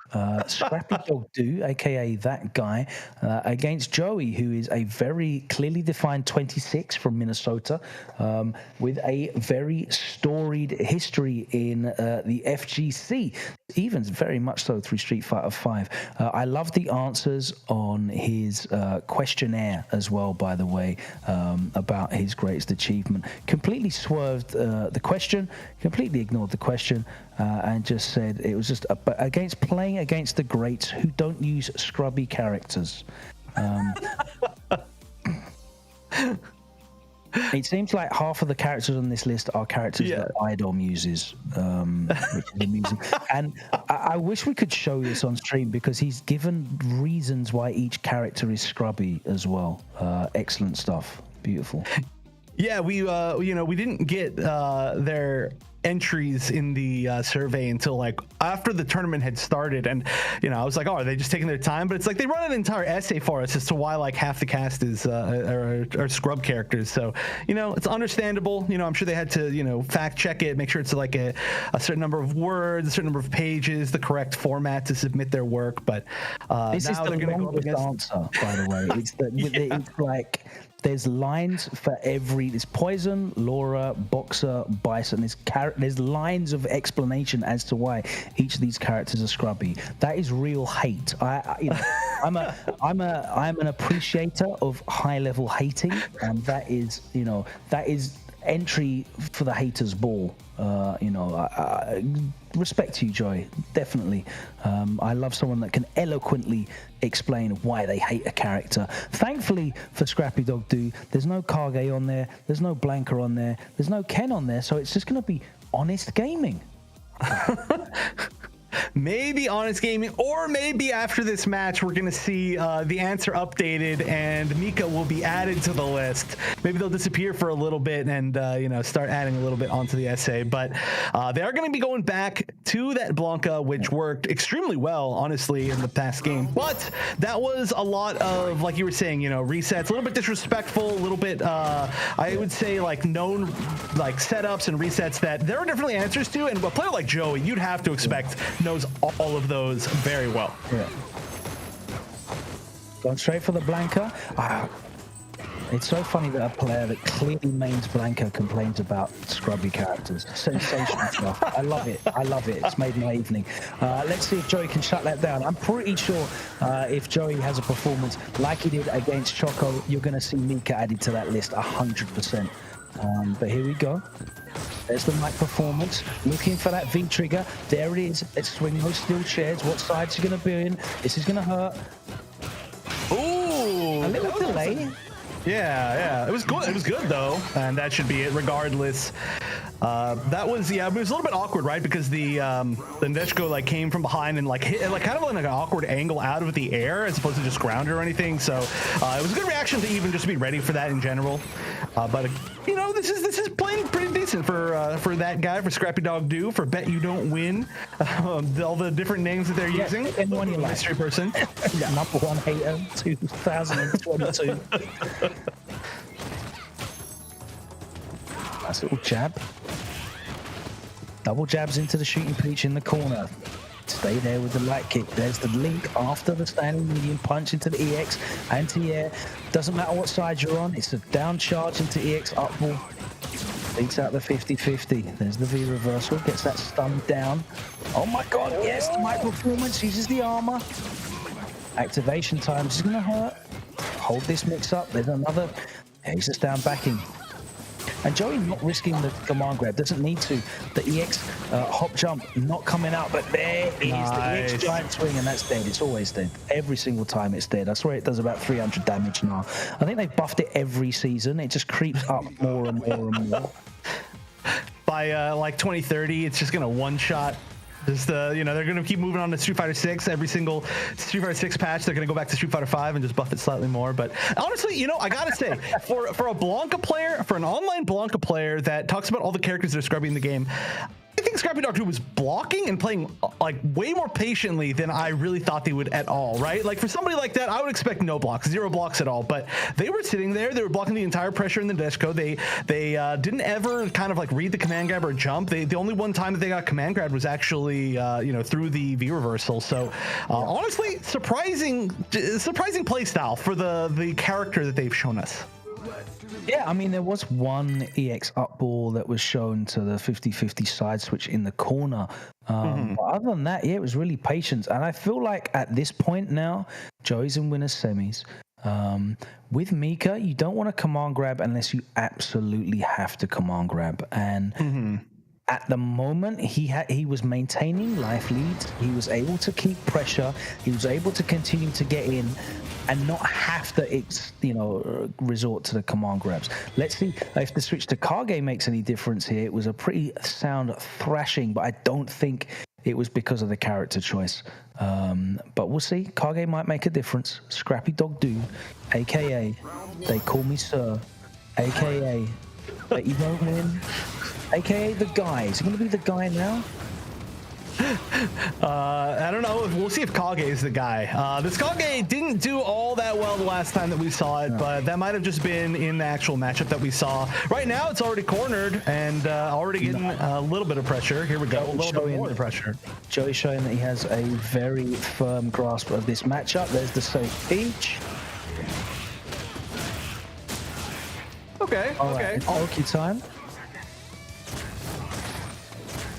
Already seeing a little bit more comfortability, I think, than we saw the first time that we saw Scrappy Dog do play the Kage. But, I mean, still, this is not looking super good. Nice. Oh, what a perfect conversion. I love that. Really good reaction, though, seeing the fireball and getting the V-trigger cancel and able to convert. Very accomplished Mika player, so the situational awareness is as high as I'd expect it to be. I like that mid-round command grab. I was talking about how Joey felt like he didn't need to do the command grabs. Well, I think he's so confident he's going to get the win here now that he's just getting the job done. The command grabs are there. He's showing that he's going to down back. He's going to respect the pressure there. Again, doesn't check the jab, and he just sits down. There we go. The break out EXDP, but he doesn't really get anything off of it. It's just by no, you hate to see it. Drops the combo. Didn't get the crouch and medium punch after the stomp, and this is gonna hurt. Now you're gonna have to hold it. Oh my God! How many bikes did he powered up one? Good God! I forget that Kage doesn't have fully grown Shoto health. Yeah, a little bit less there. I still, even regardless of that, I did not expect that was going to be enough. But you know what? Sitting there running through what mix-up he's going to have to take now after the CA. Like he's going to have to hold the Nadeshko activation. The steel chairs are coming up. No, he's dead. Sorry, you're going to have to hold losing bracket. And Joey advances into the winners final. Very impressive stuff. Yeah, I gotta say, the Kage's still not looking to me like the ultimate pick. We saw a lot of combo drops in the Kage the first time that it came out earlier in the winners bracket, and we saw, like 2 full combos, and only one of them was actually fully completed in this game. Plus, it just didn't seem as confident as the Blanca. I didn't think the Blanca was doing terribly, like obviously just getting outplayed in general, but it wasn't like, I didn't think it was like the character, or I didn't think it was like just some style thing that wasn't working, and I think I'd like to see that guy stick with the Blanca for probably the rest of this. The Kage, like, work in progress maybe, but needs some execution practice and maybe a little bit more confidence, because even on offense it seemed like it was like, I'll try something and then I'll go back to being defensive, and you be too defensive and you sit there for too long as Mika, and a player like Joey's gonna figure that out and start command grabbing a lot, which is what happened. I feel like some of the offense as well with the Kage was kind of autopilot. A lot of Kages feel, when you get away with stomp pressure, because the issue is with Kage, obviously, if he gets away with a heavy stomp, it's plus. It means you get to continue to take a turn. You can steal turns. Now, experienced players like Joey will recognize that slower startup on the heavy stomp and jab interrupt just like he did, and that was very, very early on. When you show that kind of matchup knowledge to someone who might not be as comfortable with Kage, and their offense is a little bit linear, a little bit one-dimensional, it can really put you on the back foot in terms of expressing yourself and playing the game that maybe you're able to deliver, and he just didn't deliver but either of the times that we saw that Kage today. Definitely agree with you. The Blanca's the pick to go for in that losers bracket run, and maybe we see him come back a little bit later on, perhaps with a new name and a new character and a new list of characters that he doesn't like. But at the moment, it's Joey that advances, and this winners final.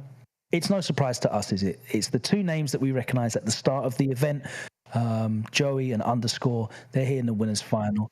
They have earned their place here in winners final, and I can't wait to get into that soon. Yeah, it's what I'm looking forward to as well. But honestly, if you think that you could do as well as any of these players, or if you just want this experience that these players are getting right now to be able to play against great players like Joey or Underscore, or if you want to try and win some money, you can go to compete.playstation.com. It's where you can sign up for all these tournaments. Plus, you can check out their guides. They've got GG guides for a bunch of games, not of course just Street Fighter. Like Logan was just mentioning, we had Dragon Ball yesterday and Tekken tomorrow, and then there's a bunch of non-fighting games as well. Just an Apex and a Fortnite tournament pretty recently. So go to compete.playstation.com. You can play tournaments through your PlayStation, etc. Very easy, and you can do that while we're on this break, because we are going to be taking a short break as we set things up. Our winners finals has been decided. Our losers bracket is currently playing through, so we get to see which two players out of the losers bracket we're going to see on stream again, whether it be like maybe Choco and Evie, or somebody else who ends up playing extremely well through the day. But we're going to go to a short break, like I said, so don't go anywhere, because we're going to be back with more Fight Night Invitational Street Fighter V right after this.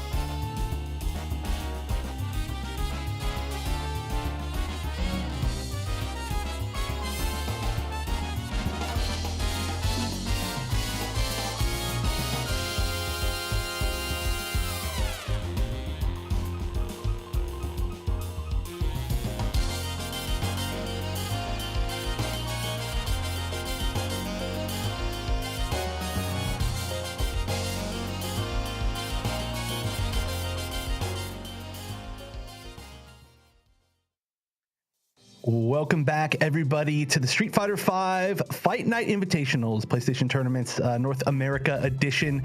We are down now to our final. Well, we're going to be down to our final 4 players. We definitely have our winners finals set up. I'm actually not sure if we played through the losers bracket. I might have spoken a little bit too soon, but we're going to see our final 4 players on broadcast, which is, I guess, the most important thing. And the players that we have up in the winners finals, of course, no surprise, it's going to be Underscore, and it's going to be Joey. But that's going to be our first 3 out of 5 match of the day. So are you excited to see these 2 great players going at it in a little bit of a longer set?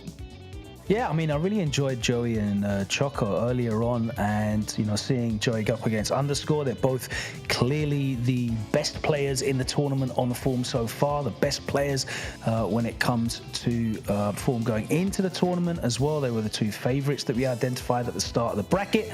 They're going to have to meet, and it's going to be winners finals, which is very fitting. You know, it's very, very likely, based on what we've watched, that they're going to meet again in grand finals. So whilst this matchup certainly is very important to get that advantage in grand finals, it's also going to be a very interesting way of getting some data, because this is our first 3 out of 5 set. So it's going to be a slightly longer set here in winners finals, and we're gonna see these guys, you know, adapt and change and just try and test out and feel out their opponent. I'm sure they've played multiple times before online, be it in organized events or in ranked. But this is, of course, a tournament. Things can change, strategies can change, decision making can change when there's money on the line. So we're going to see a fun matchup. And this is a matchup in terms of characters that we've been seeing at high level since the launch of the game. Cammy and Armika have been very relevant competitively since Season 1 in 2016. Of course, Mika, used by NuckleDu, was the first ever Capcom Cup winner. Cammy, I think, probably had her best season in Season 3 when she was so prevalent at a competitive level. It seemed like there were 2 or 3 Cammys in every top 8, but she's certainly been a threat since the very first season of this game as well. So it's 2 characters that we know a lot about, we've seen a lot about. They're both very explosive in their own way. Mika, a lot more gambling needed to be done as a grappler. She has to guess offensively, whereas Cammy's offense is a lot safer, a lot more plus frames, able to just do the tap, throw, mix up, just because she's so good at getting back in on her opponent. But we're going to have to see what Joey can pull out. He's going to have a lot of tools at his disposal. That EX wingless aeroplane is so good at, you know, clearing out the sky and grabbing Cammy on her approach in. And then if you have to play a ground game, then it becomes a little bit different. I've watched this game played by Luffy quite a lot, and he's very good at just enforcing his will somehow on the ground with the sobats and the dashes and the drop kicks.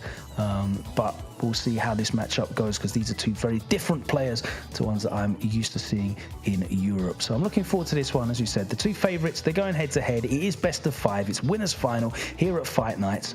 Let's get into this one. Yeah, I'm really excited to see what kind of style these 2 are going to play. I have seen this matchup go in like a more slow-paced style where they are both playing more grounded, and that's, you know, that requires a lot of respect, of course, for both players. And realistically, with good players, I could definitely see it going down to that, right? Like, both characters can control the air so well, and the first player who's going to win neutral is, of course, going to have so much advantage, just get all the momentum, because both of them can really run the other one over quite well. But oh, that was maybe an attempt at a dive kick, but we just saw a really early jump heavy kick, I think. Yeah, that's the Cammy classic. They all do it at all levels. You always see a random jump forward normal. Well, that's you know, I didn't get punished, so you get it out of your system now, right? You're like, you know what? I gotta get this over with. The hands are warmed up. It all works out. Really nice duck jab punish. Ooh. The dash under the dive kick. Answers. Yeah, he's got some really nice answers here. Stay in the corner. Doesn't get any follow-up after it. Dashes up and steals frames. 6 frame back fears. Oh. I love that. Just do standing jab and then frame killing with it. But this is going to be not quite enough to mix away. Yeah. Still finds it regardless, and very nice. This was already a really great back and forth. There have been some really good options from both players. Neither one really like finding any sort of like looping momentum, but I want to see that for the rest of the set. It's all looking really good to me. Nice, and grabs out of it. Oh no, that's a big drop from Joey. Got this 50-50 side switch after the air to air. Comes down and claps that back medium, but it's corner pressure. Very difficult for her to deal with. She doesn't have to deal with it when Nadesh goes on the scene. Dashes up, takes the plus frames into the command grab. Oh yeah, that's gonna give so much time to react using that freeze frame.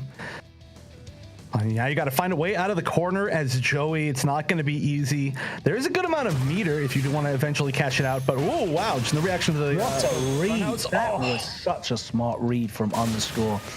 Sniffed out. That was a guess, a straight guess, because if that had just been a meaty button, that would have got blown up. It would have been a combo into a knockdown into a guess for game situation. The hard read on the backdash. The reason why it was smart, I think, is because the EX command grab would have killed. The meaty would not have killed, I don't think, off of the standing light kick. So a good risk-reward decision there from Underscore. Good identification there, and it paid off. First game, 1-0 up. Obviously, it's first to 3 for the first time here. Yeah, and I do love the fact that, honestly, it was a pretty safe play, but then just pulling out the hard reads kind of at the end. Immediate adaptation there. You saw him block the drop kick. He went for the crouch jab, kept him grounded, and then dashed up command grab afterwards. So you're seeing Joey adapt on the offense right away. Oh, this is going to hurt. Back into the corner. Yeah, Lady Mika into the shooting peach. Tries to command grab, but doesn't come out. And I love the, oh, very nice. Yeah, finally reads the plus frames right there and actually took advantage of it, but a little bit weird here. Oh, the wake-up jab is enough. The complete lack of quick rise into wake-up buttons, and Joey was not ready with the meaty timing. Got blown up. Underscore finding some really good moments to just press raw buttons, right? Or making raw reads with just attacking on the wake up rather than just pure DPs. Doesn't quite get the punish on the V shift, but with punish right there, very nice. As hell, the spacing, the awareness to backdash and then get the full stand fierce with punish on it. Double dash with no combo afterwards. DP again, that screen freeze, we saw it in the first game. No DP that time though. No risk of a splash. That is far away, but it still connects. All right, now this should not be enough, right? Yeah, just barely. And the bait. The crouching medium punch bait. I love it. Yeah, Joey making so many good reads. I'm catching people just like trying to sneak away, especially jumping away. And of course you got to be good at that as Mika. But that was like a switch up from earlier, right? We saw the whiff punish before, and then whiff punish, the attempt to whiff punish by doing the uncharged roundhouse. Yeah. And this is a disgusting round because of that. Yeah, and that's what makes good Mika players. The meaty crouch medium. Oh my god, what a blow up. That is what makes Mika players good. Their ability to identify what defensive options you're showing, what situations you're showing them in, and then introducing the counter to it. She has got a lot of counters, whether it's, fancy V-trigger setups that cover her back, whether it's just mixing up the hit, grab, command grab, meaty throw, V-shift chase down, all of that stuff. She has a lot of answers. She just has to guess correctly a number of times in a row. And again, raw forward dash after the blocked plus frames. He knew the Underscore was going to backdash out of that pressure, chased him down, didn't even bother keeping him there. Giant swing out of the corner, and he just V-skills up for the extra damage, and Joey smells blood. He went for straight into a light kick into EX. He was so sure it was going to work. But Underscore making the comeback now. Keeps in the corner as well. Here's the pressure. Walk up throw again. You have to be wary. Oh my god, that's a great escape. The EX wingless. Nadeshko stops that combo. Keeps Joey alive. Yeah, safe at that range. Is it dead? Oh, of course it is. Why did I even ask? You're right. Every single time I think it's going to be less damage than it actually is. It is extremely deceiving, but also especially against lower HP character, right? Like you're like, okay, there's no way, and then every time there's a way. But yeah, great stuff. Picking that up, almost regretting throwing out of the corner. With punish on that charge drop kick as well. Underscore's been so consistent with that spacing. Yeah, this is where I really like watching this matchup, is when these players start to play this grounded game, right? Their normals just interact so interestingly with each other, and they both have the ability to play such a good game here. Yeah, and now we get cornered. Oh, okay, go on the stretching medium punch or heavy punch. That's dead. There's the stun. Yep. And here's the jumping combo. Get Irish whip into the corner. Doesn't even need to use the Irish whip. Straight into the fierce, into the shooting peach. And that was a very quick 2-game answer there from Joey. And as I said, the thing that makes Mika players really good is their ability on the fly to identify what your defensive options are and how to counter it.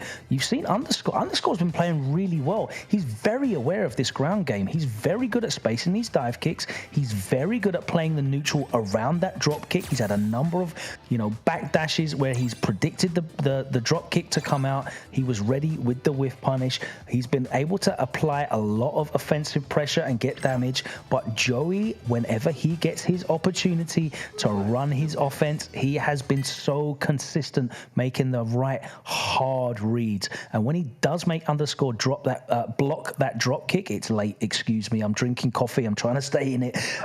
When he does make Underscore block that charge drop kick, which then is at plus frames, he has Underscore read like a book.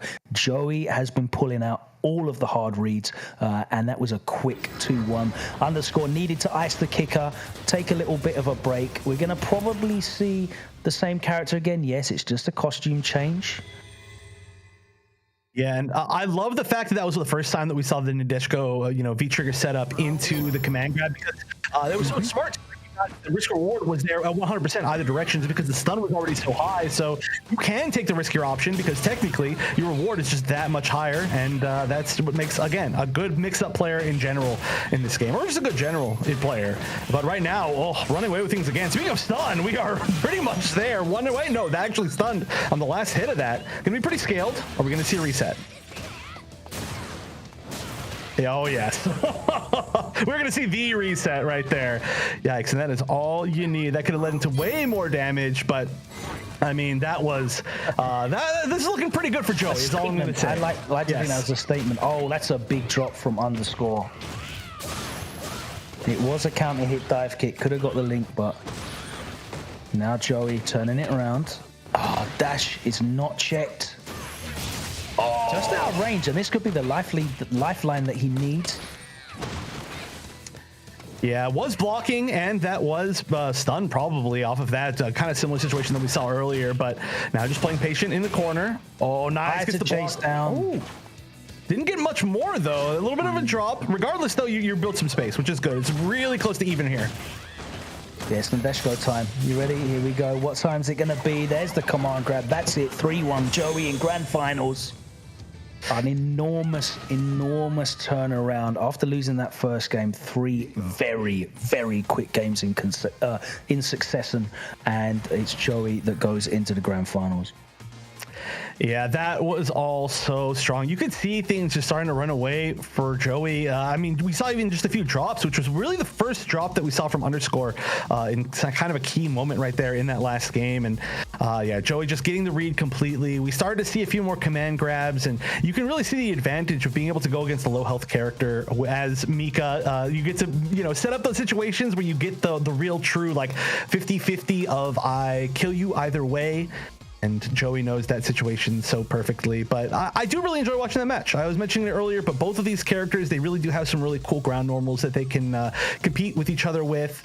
I mean, Mika in particular has some pretty unique normals with the crouching heavy punch and like the sabat, the forward medium kick. And it's just cool to see them all run into each other. And we did see a lot more of a grounded game. We didn't see the opportunity for Joey to, kind of prove like, hey, I can throw, the opponent out of the air. I can stop them. I can keep them grounded. But we didn't need to. So really good stuff, and now we're going to see potentially Underscore go up against pretty much probably somebody that they haven't played yet the entirety of today. There is a chance for that for sure, as we did see that one of our players that is going to be in the losers semifinals will be CHOCO, and I'm not sure who the other one will be, but I'm really excited for that. And I wouldn't be surprised though, still, you said it earlier, to see these two players rematch against each other in the grand finals one more time. A little bit of time might do Underscore some good and help find some answers against this Mika. Yeah, Joey, big chilling in grand finals on winner's side, can sit back and watch. And just scope out the opposition. It's going to be Shadow Ace, who's made a great run from losers after losing their first game, come all the way through, and they're going to be facing CHOCO, the Nakali player from Mexico. So it's going to be most likely Ed versus Nakali. Underscore there awaits in losers final. This next game is a 2 out of 3. It's only the finals that are 3 out of 5. So underscore versus the winner of this will be 3 out of 5. But this one is 2 out of 3. Shadow Ace, we saw go down 2-0 in that first set against Gen 1 Eevee, but since then hasn't dropped a game. 2 back-to-back 2-0 victories in losers. And, you know, I did mention when I saw him play against Gen 1 Eevee, the things that were going wrong seem to be like confidence things. They seem to be like a comfortability issue. They're very easy fundamental things to deal with. The jumps, the neutral jump pressure, they are not complicated things to deal with. But if you're thrown off, if you're not in your zone, you know, you can really lose your confidence, lose your concentration and get blown up by that. So it seems like Shadow Ace has found their groove, and I hope that we get to see them in their groove right now here in this losers semi. You mentioned that Data FGC crew. I don't know much about them, but are they based in Georgia? Is that a collective that you know much about? You said you saw it there in the Yeah, I don't know a ton about them. I am a Twitter monster for sure. I always say that's my favorite fighting game. So I've just seen a lot of people representing that on Twitter, and I know just a tiny bit about them. So I don't want to misspeak and, you know, misrepresent them. But also, you know, of course, we had Shadow Ace say that they won an offline tournament. So it's for sure, like, you know, it's like for real. Like they're a for real player. I think we didn't get a chance to see them play at their best in round 1, like you said, for sure. Maybe too, it could be like a lack of experience against Oro, which just kind of, you know, shakes somebody up, because, you know, I don't think there's still that many great Oro players, especially depending on where you live. So we'll see if clearly something has changed, but regardless, we'll see if Shadow Ace has warmed up, has more confidence in some of the other matchups. I would love to see them play better. I mean, already they made it into the top 4, which is very, very impressive. I believe that's in the money, but CHOCO is not an easy opponent for sure. I would say maybe the favorite to make it into this top 3, and I would love to see it, but let's see the improvement, and you'd love to see it. You'd love to see somebody improve over the course of a tournament and start to play their best. But we are going to see the Ed and the Nakali as expected. Yeah, come back, make that losers run, like, show us what you can do. You had one chance on the stream, you didn't get to show us, but you're back now. You've earned this opportunity to really show out. Let's see what you can do. Shadow Ace 50 in GB Dojo ATL. Going up against CHOCO Nakali out of Mexico. Yeah, we saw a pretty defensive style, I would say, from Shadow Ace against the Oro early in the day, and already we're seeing a lot more aggression. You know, we're seeing the flicker jabs, and it's just looking a lot more confident already within the first few seconds. Of course, once the first hits land, that's when we're going to start to see. And first, I would say, solid hits here landing for CHOCO, although the life's still pretty even. It's blown up by that V-trigger and manages to double dash behind it, so it's going to stay out, and that lasts for a long ass time. Throws into it again, he's going to dash. Oh my god, no respect. Okay. Hey, it worked out, but still, CHOCO one touch away. Was convinced that the XDP was coming there. He did activation on block straight into forward jump. Hey, confidence is the name of the game, you know, you got to have it regardless. But okay, Shadow Ace, believe in your reads. Round. I hear that. Yeah. Believe in your reads. If you think it's going to happen, then you need to be in a position to capitalize if it does. But yeah, I'm already impressed by Shadow Ace's changing gameplay, right? Looking a lot more solid. Of course, that V-trigger usage is always very, very scary to deal with if you can get that positioning. But, you know, as I say that, things are looking tough. One hit to the stun, and there's the DP. That was a good time to DP. And dashes under, doesn't get the combo though, but does there, okay. So the snatcher. Time for the Ed pressure. Yeah, good old double knuckle. I would love to see that EX bar used. There we go. exactly what I was waiting for. That EX bar used to convert the flicker on it. Oh, another great It's been 100% on these EXDPs, right? They have been on point today. Yeah, it's such a. I mean, oh, whoa, nice the tick throw. Actually landed the crouching medium kick, or crouching light kick too. So didn't technically need to do that, but was immediately going for that, right? Like you're not gonna have time to confirm that or anything. But great stuff. I mean, that's always the purpose. It's just there to keep you in place so that you can get that throw in. So not walking backwards. You don't want to walk out of your throw range. It's got a really good forward dash, actually. It's very difficult to deal with that and his roundhouse at the same time because of the animation similarities. He's got quite a quick forward dash as well, so it's nice to see that introduced into the game. With punish on that roundhouse, but nothing significant. Offers the crouching medium. Oh, nice. Goes fully with the. Oh, wait, never mind. Good anti-air, actually. It actually does work. We saw that get stuffed in the first game, but it worked that time. Here's the corner pressure. Backs off, looking for something. The roundhouse gets the space. Oh my God, catches him reaching, but doesn't get the full combo. Stands him up though. No. Oh, this is a scramble. This is spaghetti all over the place. Just wasn't able to get any solid damage off of that. And again, the no full conversion off of the punish on the V shift. Oh, still not enough. Leaves him alive. That is a big mistake. But in the end, it didn't matter. All right. It is a bit scrappy. It is a bit sloppy. They are coming for the fences as well. We're seeing, the EX command grab, the EX DPs, and the EX psycho uppers coming out. There we go. That's what I wanted to see in the first game.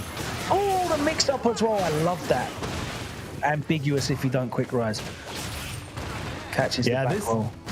This is all looking so much better for Shadow Ace. So really loving the change completely. I mean, if we've seen play like this, Shadow Ace could have been in winners, for a lot longer. But nice, gonna get out of the corner. But oh, that should be a whip punish. No, we've seen a lot of really awkward, not able to convert situations from the Nikali from CHOCO. That's really unfortunate. But okay, this one should be fine. Yeah, this one should that's be what he was looking for. That's what he was looking for. He went for the low forward into the stomp so he could cancel into CA. He was just too far away for the stomp to hit, and it did whiff, as you said, but he got the opportunity a second time. It's one of the easiest hit confirms into CA in the game. You've got ages to see whether it's going to hit or not. A nice buffer, and it's pretty safe to just throw out willy-nilly once you get into that range of the crouching medium kick. Nice stuff. CHOCO fighting back. This one's going to be a lot more back and forth, I think. Yeah, just a reminder for everybody, this is still losers semis, so this is best of 3, so this is the final game of this set. Everything past here will be 3 out of 5 like winners finals was, but they've only got one more chance, and already this has been a really good game. I'm really glad Shadow Ace got to show more of what he can do, but okay, here we go. Oki stays patient, good choice. No punish on that. That looked in range to be able to punish that -4 heavy kick. It's got really good. There you go, punishes the -4 heavy kick back. There's the X command grab into the DP. All right, is there going to be a setup here? Oh, went for the fake grab setup maybe there? Or maybe that was a real grab setup that was just slightly mistimed. Yeah, I think it was just 2+. Nice, catches him out of the air. And again, the EXDP works for CHOCO every time. Activation catches him to the corner. No bar, so he can just freely pressure. V reversal's out though. Oh, I like this patience, but a little bit too long on the patience. Yeah, that's going to be a tough spot to get out of. And now match point for CHOCO. Yeah, that dash such a dangerous tool when Nikali's in V trigger. Just the range is ridiculous. Oh my God, he actually baited it out. He actually baited it out and then failed to anti-air. I know, that was like 4 fakes and then just went for the incorrect option in that spot. That's actually super funny. I wonder if that was an input error and it was supposed to be some special move or something. But, upkicks, I'd imagine. But yeah. No whiff punish on the stomp. Activate. Now he has to respect it again. Catches him. But not a lot of damage. It was just a 1 mix-up. Nice jump back air to air. That was lovely. Yeah, just enough to get the life lead, though. Or, well, had the life lead, I should say. Almost touch will do it. Yeah, you did. Yeah. Very nice. Just a solid game plan, just slowly approaching, just using those solid normals from Necalli, and then saving, of course, all that meter for the super, except for those few EXDPs that worked so extremely well. Honestly, I think every single time that CHOCO spent meter, it connected. I think we saw like 1 or 2 EX command grabs, and we saw like 3 EXDPs, and I think every single time it worked. So there was like 0 meter wasted, which is a very impressive thing to see in the game in general. There was one time that the EX command grab didn't work, and that's only because Shadow Ace did EX reversal at the same time. So other than that, it was incredibly on point. The read on the reversals was really, really impressive. He was very good at identifying when Shadow Ace needed to push the envelope and maintain that pressure and go for a follow-up. He dealt with the V-trigger reasonably well as well. I don't remember him getting opened up severely, just a couple of instances where he got caught with a hop over, but that's not a huge amount of damage, and it is one of the reasons why a lot of Ed players like the other V-Trigger 2 now more so than that V-Trigger 1.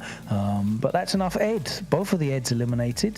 Thank you for giving us a little bit of this, a little nice taster of this character, Schlami and Shadow Ace representing, but we are now down to our final 3, and it is going to be Underscore, who was sent down into losers from the winners final by Joey, going up against CHOCO. So the 3 most experienced players in tournament make it to the final 3 spots, and if you need any more advertisement as to why you should be signing up for more tournaments, hint hint, compete on that PlayStation website. There we go. Thank you, production, for getting that up nice and quickly. Compete.playstation.com. Sign up and get involved. The 3 most experienced players, they're in the 3 top places and getting the 3 top payouts. That could be you. So start your tournament journey as soon as possible. Doesn't matter that Street Fighter 6 is coming out. It's all transferable skills. Get involved. Enter some tournaments. Don't worry about going 0-2. Doesn't matter. You're playing in your house anyway. It's no different. Just get involved, man. I love it. It's great. Yeah. Yeah, you go 0-2 now so you don't go 0-2 when Street Fighter 6 comes out. That's the key, right? We see a lot of people right now picking up Street Fighter for Street Fighter 6 or Street Fighter 5 for Street Fighter 6 and Tekken 7 for Tekken 8. Everybody's getting ready for the new games. We're kind of in that like transitional period in the FGC, which is really cool to see. And I think we're going to see a lot of really good players kind of pop up out of nowhere because of that. But that could be you. You know, this is the perfect time to do it. I really cannot stress how much tournament experience is important. It's a totally different experience. You could play 200 games on ranked and you could play 1 tournament set, and there's a good chance, honestly, that you would learn more from the tournament set. That's like not an exaggeration at all.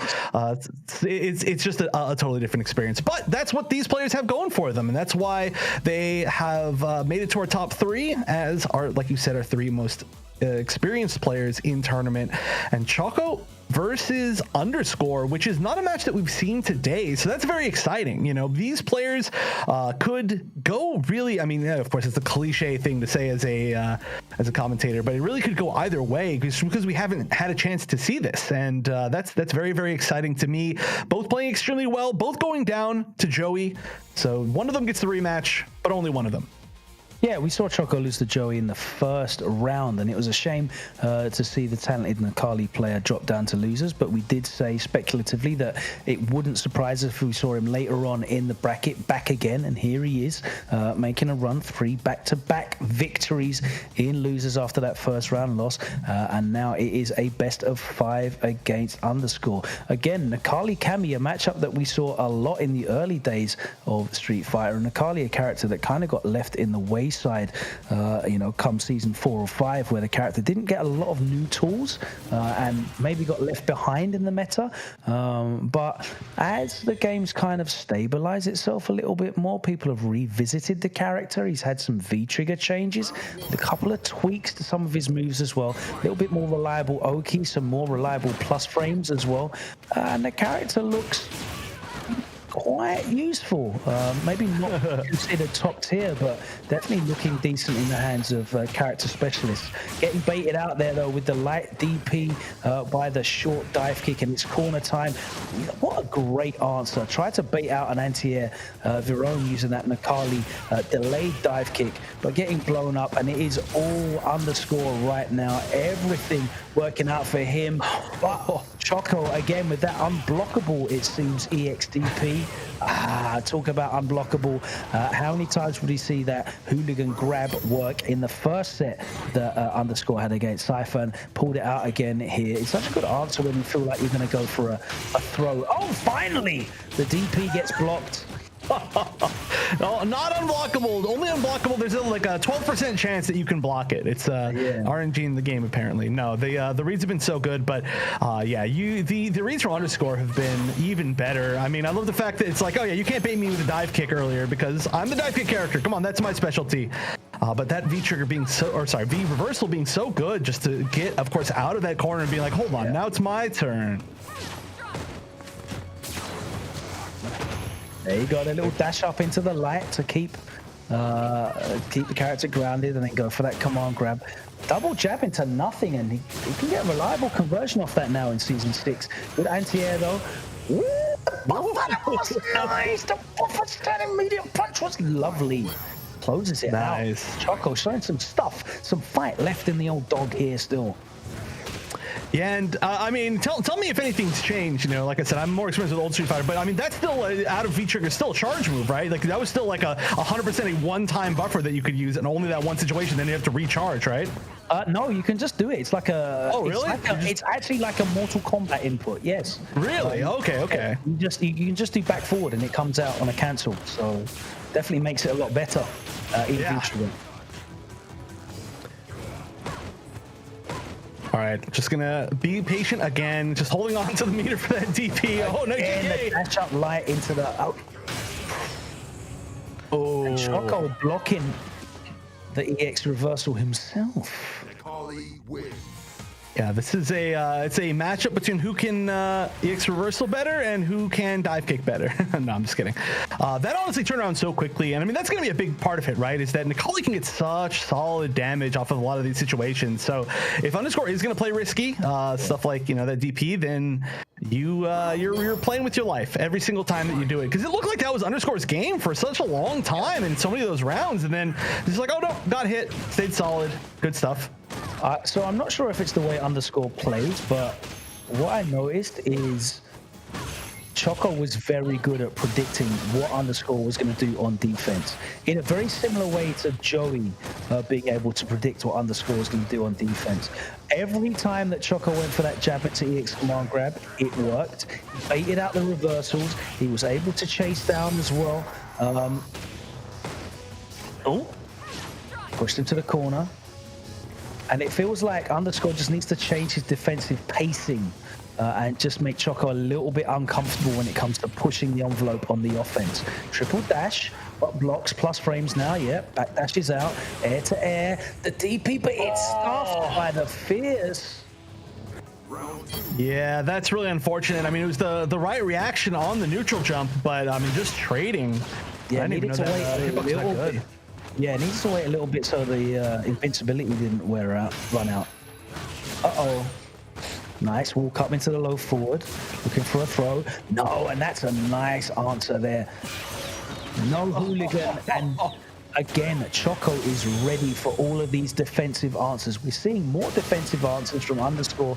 The neutral jump, sorry, it was a back jump actually, and the EX hooligan as an answer to the throw, but they were not the right answers at the time. And when the opportunity presented itself to CHOCO, he was ready to capitalize as well. The EXDP on that jump back in the corner, the jab, just to keep them sitting there as well. The pressure was immaculate, and it seems like underscore is not able to just make the right defensive read. The reality of Street Fighter 5 is, on defense, a lot of the time, you are just guessing on your options. It is just rock, paper, scissors on defense, but the best players are able to make the right guesses more often than not. Like, it's not random. There's a reason why they're deciding these things, and there's a reason why they're consistently right on these decisions. And you can see, it's about feeling the pace, the vibe, the fear, like being able to smell the fear, being able to understand when the player is going to just sit down and hold the pressure. That's when you can bring out the command grab. That's when you can start taking liberties with plus frames. And at the moment, Underscore is not able to just put CHOCO off of the offensive pressure. He's just not being able to slow him down. There's not been anything shown that CHOCO is really wary of as of yet. Yeah, there's just been so much confidence to even just press buttons, right? Just to walk up and press buttons. I mean, just over and over. And it's such a different style than we saw earlier in the game. That was just even the normal command guard right there. Such a different style than we saw in game one, where it was like a more defensive Nikali play. But you can just tell CHOCO has the read on Underscore just mentally, just as a player to player. But Underscore playing a little bit more aggressive this time. And maybe that's the key, right? To not even let CHOCO get on the offense. And so far it's working pretty well in the corner. Lands the grab, getting halfway to stun. Uh-oh. Well, that's all it takes sometimes for that all to go away. Didn't quite get the catch on that back dash. Yeah, it's really close to it, though. It wasn't a counter. Oh my god, the DP. And that's the kind of stuff that you can do when you're 2-0 up in a 1-3 set. You can afford to just let off the EXDP for the round, and it is now set point to CHOCO. Yeah, I mean, also with CHOCO with the unblockable DPs, apparently. The one that was blocked, it might have been a bug, we should talk to the devs and say, hold on, that shouldn't have happened. But honestly, just playing so well. I've never seen... Oh my god, that would have been it. That was the set, by the way. And again, he read his defense correct. He read his defense correctly. And punished it. It's just for some reason the DP didn't hit. Here's a CA. What's the mix-up going to be afterwards? She gets a meeting here or a throw mix-up. Oh my god! Of course. Yeah, do it again. Not quite. On the overhead, and CHOCO. What a performance that was. And again, like, it shows how first impressions might not always be correct. We saw CHOCO go to losers in the first round. We saw Shadow Ace go to losers in the first round. They both finished in the top 4. A great performance here. And look, at the start of this tournament, we mentioned Mexico, such prestige in fighting game history across a number of titles. Not given the opportunity often to travel, whether it's visa issues, whether it's funding and sponsor issues, whether it's tournament infrastructure within the region. But CHOCO has definitely been representing at the events he can do. Top 8s at Thunderstruck 2019, top 8 in CPT online as well, and showing that pedigree. We saw the loss to Joey, but we enjoyed that set a lot. It was a 2-0, but it was an enjoyable 2-0. It was a back and forth 2-0, if such a thing can exist, and we're going to see CHOCO get the opportunity again to go into Joey in grand finals after a really impressive performance against Underscore. Yeah, and one of the clearly the greatest strengths of CHOCO is just the adaptation to opponents, right? Like, we saw that first game I mentioned was such a different game than the rest of that set that we just saw previously with Underscore versus CHOCO, where it was more defensive play. It was just waiting your opponent out, seeing what Underscore was going to do, and then suddenly it was like, I know every single thing that you're going to do all the time, and just got the perfect read. So there are those players that we see that are just really, they're like 3 out of 5 players. Like, the longer the set, the better they are at reading their opponents and getting it down. I'm not gonna lie, like, you can say that, but with CHOCO, he didn't really need to change anything. And I can honestly see a reality in the multiverse where, like, every read that CHOCO made was the wrong one, because he literally just cycled through a lot of options and they all worked. And I feel really bad for Underscore because he was really trying hard to change up his defense. It wasn't predictable. Honestly, I promise you, it wasn't predictable. Yes, he sat still a few times with the jab into the EX command grab. Yes, he sat still a couple of times mid-screen. Yes, he did get his reversal read once or twice, but a 3 out of 5, that wasn't enough for it to be like, oh my, he's read you like a book. Everything Underscore tried didn't work, and they were not bad options. I know it's a longer set, but sometimes it's just not your day, even in a 3 out of 5.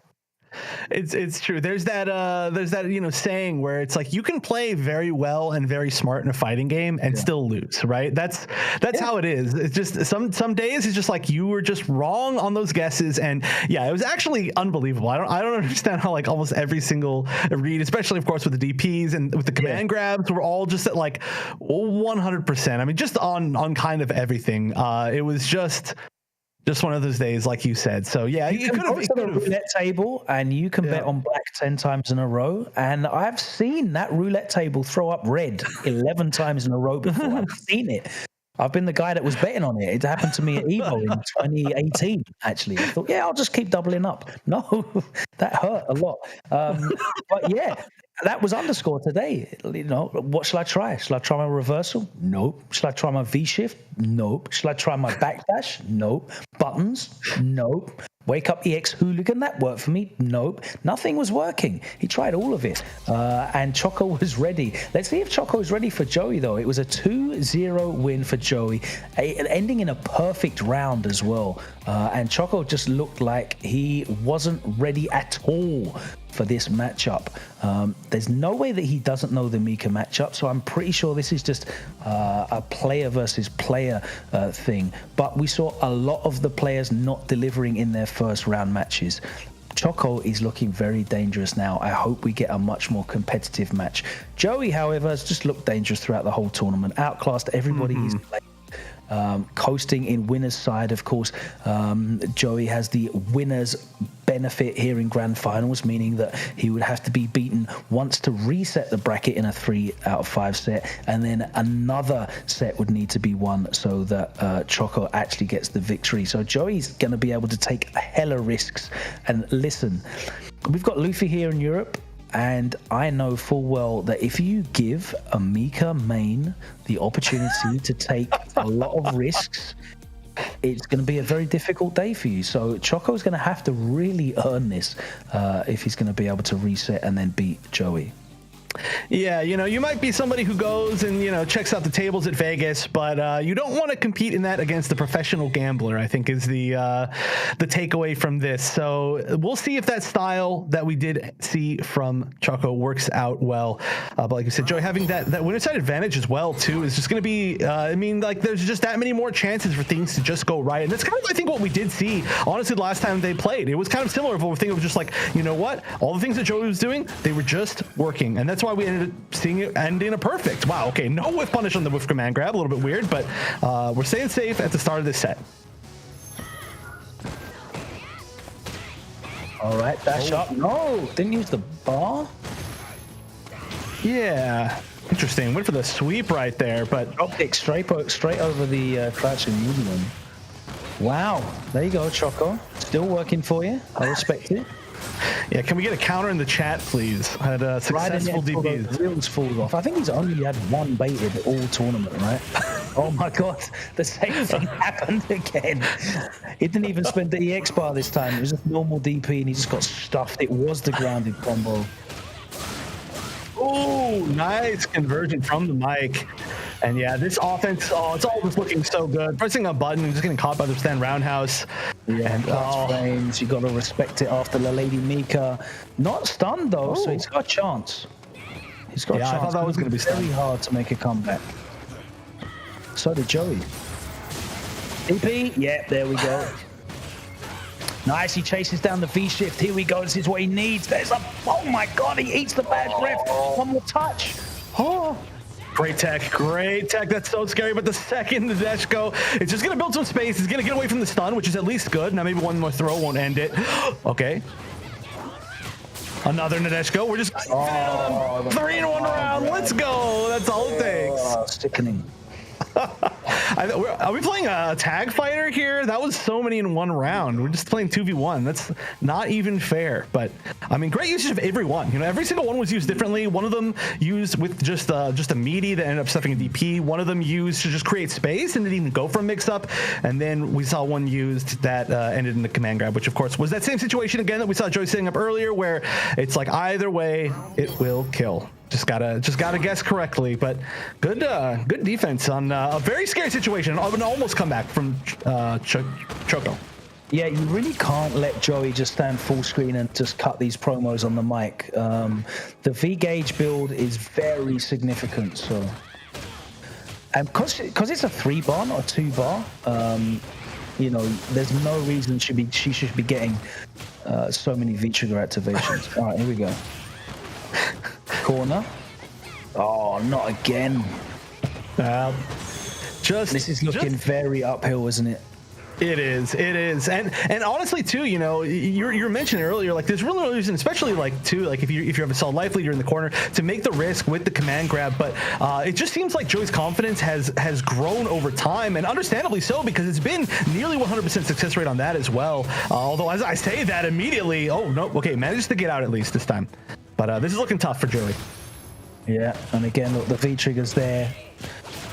Not even 20 seconds gone in the round, and that 3-bar V-trigger is full up, but it doesn't matter, because she's dead. Yeah, I didn't even find the opportunity to use it. I went for a kind of like a cheeky little dash forward into probably a normal to start that offense, but oh wait, okay, the DP not working out at all there. Technically not blocked, technically, but yeah, that is already a great punish. Yeah, you need to do the low forward into the invincible DP in that situation. It's only got the single hit of armor, so all right. Speaking of the low forward, just playing that flissies. Okay. Able to chase down the V shift that time. Yep. Has been pretty good at it throughout this entire tournament, though.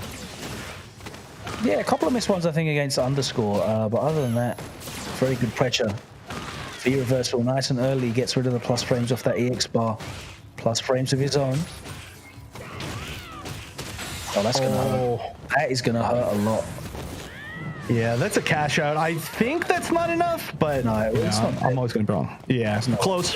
One mix. Oh no! Oh no! Blocking the DP. I feel like that's already the win, right? Like that's winning the entire set mentally. It's finally somebody just hard reading, calling out that DP. Dash up into block. What a good call out. And this is looking to potentially be a quick grand finals. Joey just on fire today. Yeah, Joey speedrunning this tournament today. An incredible performance so far, looking very, very comfortable here. And CHOCO not really able to make him look, you know, like under any pressure at all. Again, as I said, he's allowing Joey to just stand half plus screen away, cut that mic promo, build up the V gauge. He's building up towards that V trigger. And that V trigger really is allowing him, you know, that V trigger 2, we don't see it as often maybe as the V trigger 1, but that V-Trigger 2 is really allowing him to just stop and just put a pause on the neutral game. It's allowing him to set up pressure when he wants to. It's very versatile in a way. Maybe that the V-Trigger 1 isn't as versatile defensively in the same way that this V-Trigger 2 is, but it's looking very, very, very difficult for CHOCO. I'm not seeing a way in which he's able to navigate this neutral. He's kind of playing like a half-screen game with the ground pound, but the single hit of the ground pound is not enough to get a knockdown through the armored mic promo that Nadeshko is doing at the same time, which means he's losing a lot of the benefits of these ground pounds. If he doesn't get the knockdown, he's not really closing that space. And yeah, here we go. It looked like the neutral was a problem. And you know, a character that has no problem in the neutral, it's going to be Luke. So let's see how CHOCO's Luke is looking at the moment. There we go. There's the character art switch. And let me tell you again, as someone who is so active in weekly events all the time, in online events, in big majors, Joey is not going to be in any way put off by this Luke pick. He is going to be so ready for Luke. It's a character that is so heavily represented in the meta. Oh my god, another one. Before you can even explain how ready Joey's going to be for Luke, yeah, already he's taking the route against Luke. But, you know, regardless of that, I'm glad that, you know, I've commentated Street Fighter 5 for a while. I'm glad I get the full Street Fighter 5 experience. You know, I got to see the counter pick game 3 Luke. That's exactly, you know, if I didn't get that, like, would I have really technically commentated this tournament? I would say no. I mean, imagine telling your friends that you commentated a Street Fighter 5 event and you saw not a single Luke. They would not believe you. I know they would say, you're lying. You're playing a different game. You're talking about Street Fighter 4 or something. But all right, already though we're seeing the Luke duel. Oh well, I was doing a lot better, but things in the corner are starting to look a little bit rough. And this is match point. This is tournament point here for Joey. So everything on the line. There is a long road to climb. There's going to have to be a lot of Luke wins all in a row. And that is it. There's the CA. Right. And Joey closes it out after a drop. He gets the hit confirm off the crouch fears, and that is all she wrote. 3-0. Even the switch to the golden boy, the future of Street Fighter, Luke, the poster boy of Street Fighter 6, could not get it done. And Joey was unstoppable today. What a tremendous performance there. Yeah, just completely. I mean, I don't want to see dominant against every single player that they played. To be honest, I mean, the match, it was closer maybe against Underscore, but pretty dominant, I would say, throughout the entire day from Joey. After that first game, it was yeah. I mean, I know it was 3-1, not 3-0, but that first game was like an aberration. After that, it was all one-way traffic. And Joey, earned the victory. The player in the tournament that we were probably most familiar with, the player who has certainly had the most representation in competitive events, manages to close it out here. And that really is all the motivation you guys need to get involved in these events, that experience. You might be looking ahead at Street Fighter 6. As you said, there's a lot of people picking up Street Fighter 5 with a view to look at Street Fighter 6. The mechanical skills are not what you're practicing here by entering tournaments. What you are practicing is managing your stress levels, being able to execute your game plan in duress, to be able to adapt and unlock the layers of your strategy in a competitive setting. Online in ranked, it's very, very different. Yes, it can be stressful, but in a different way. Tournament, you have an end goal. You're moving through. You can see your path. You can plan, and it's a whole mental a mental task of being able to construct your tournament run. And I really can't say enough for getting involved as early as you can. If you're just watching at home, you like a bit I'll try Street Fighter 6. I'll just wait. Don't wait. Just jump on Street Fighter 5. Get on there, compete.playstation.com. Sign up for some tournaments.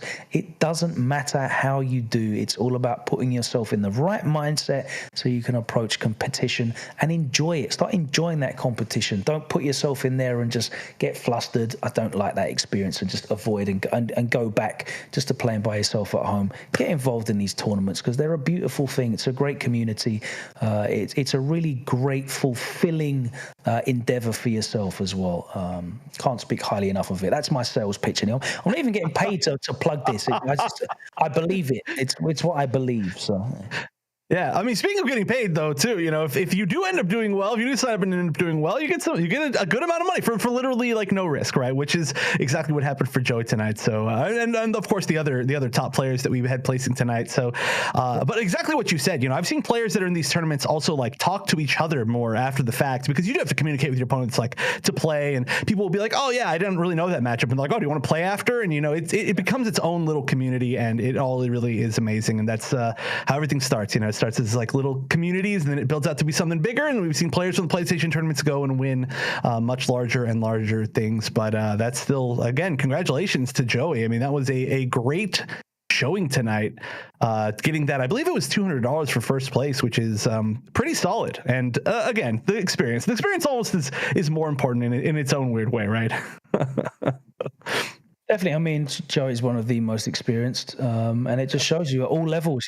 You can get involved in these fight nights, the PlayStation tournaments, as a newbie and really cut your teeth, or not to be cynical, but you can subsidize your hobby if you're a player that's looking to maybe save up to go to some offline events, to travel a bit more. Subsidize your wage check in these difficult times. Get involved. There's money there, and as you said, all you got to do is turn your PlayStation on. There's hardly any risk involved at all. It's all upside, and it's been a great night. It's really enjoyable. Let's take a look at this bracket if we can, and reflect on some of these matches that we've watched. I enjoyed Gen 1 EV, seeing them play. I loved a bit of the Oro action. I have to say I was pleasantly surprised as well by CHOCO, a player that I haven't seen in a while, but it was great to see him showing out as well and doing it for Mexico. I think Thunderstruck's coming up again real soon, back to offline. So shout out to the Mexican community there. Looking forward to seeing them repping even more so. But a great performance to make it to the grand finals. And Joey, just a consummate professional run, only dropping the single game. And that, as I said, was very quickly avenged with 3 back-to-back beatings in that winners final to book the place in grand finals. And it was just an outclassing performance against CHOCO. Joey, really, really impressive stuff.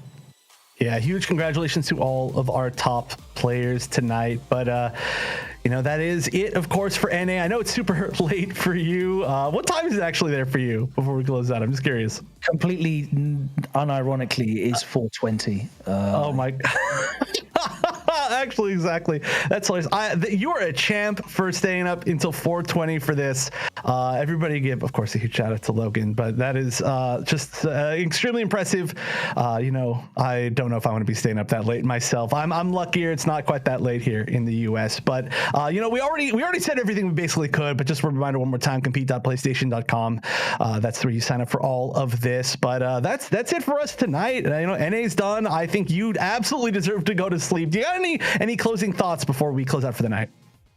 Compete.playstation.com, sign up for the damn events, whatever game it is you play. We're back tomorrow with Tekken. It obviously won't be me commentating, although, judging by your performance on the microphone today, sir, maybe I should try my hand at commentating other games. You really downplayed yourself here with Street Fighter. Here you are, calling out all of the stuff. Really good insight. I really enjoyed working with you, I have to say. And yeah, definitely good stuff. Back tomorrow for Tekken. It won't be me though for Tekken. I think the people would like to see that. Let's make it happen. But no, seriously, thank you so much. Thank you for carrying me through all of this. Yeah, that's it for us. Like you said, Tekken tomorrow. But we are done here with Street Fighter. Can I just give Joey a shout out as well? Because I just looked at his Twitter.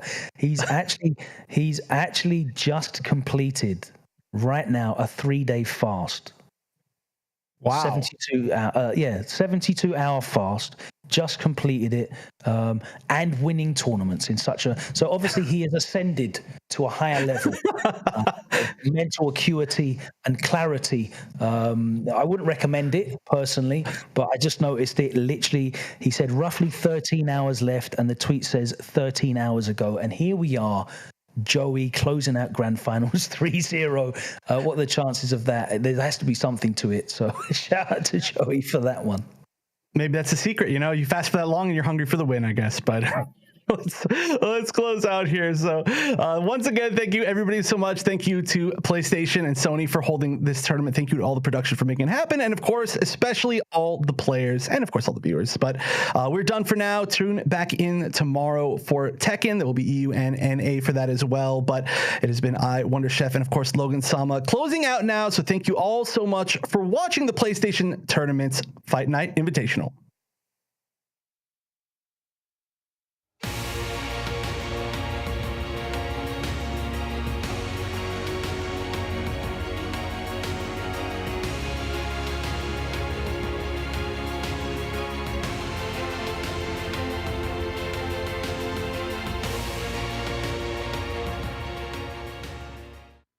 PlayStation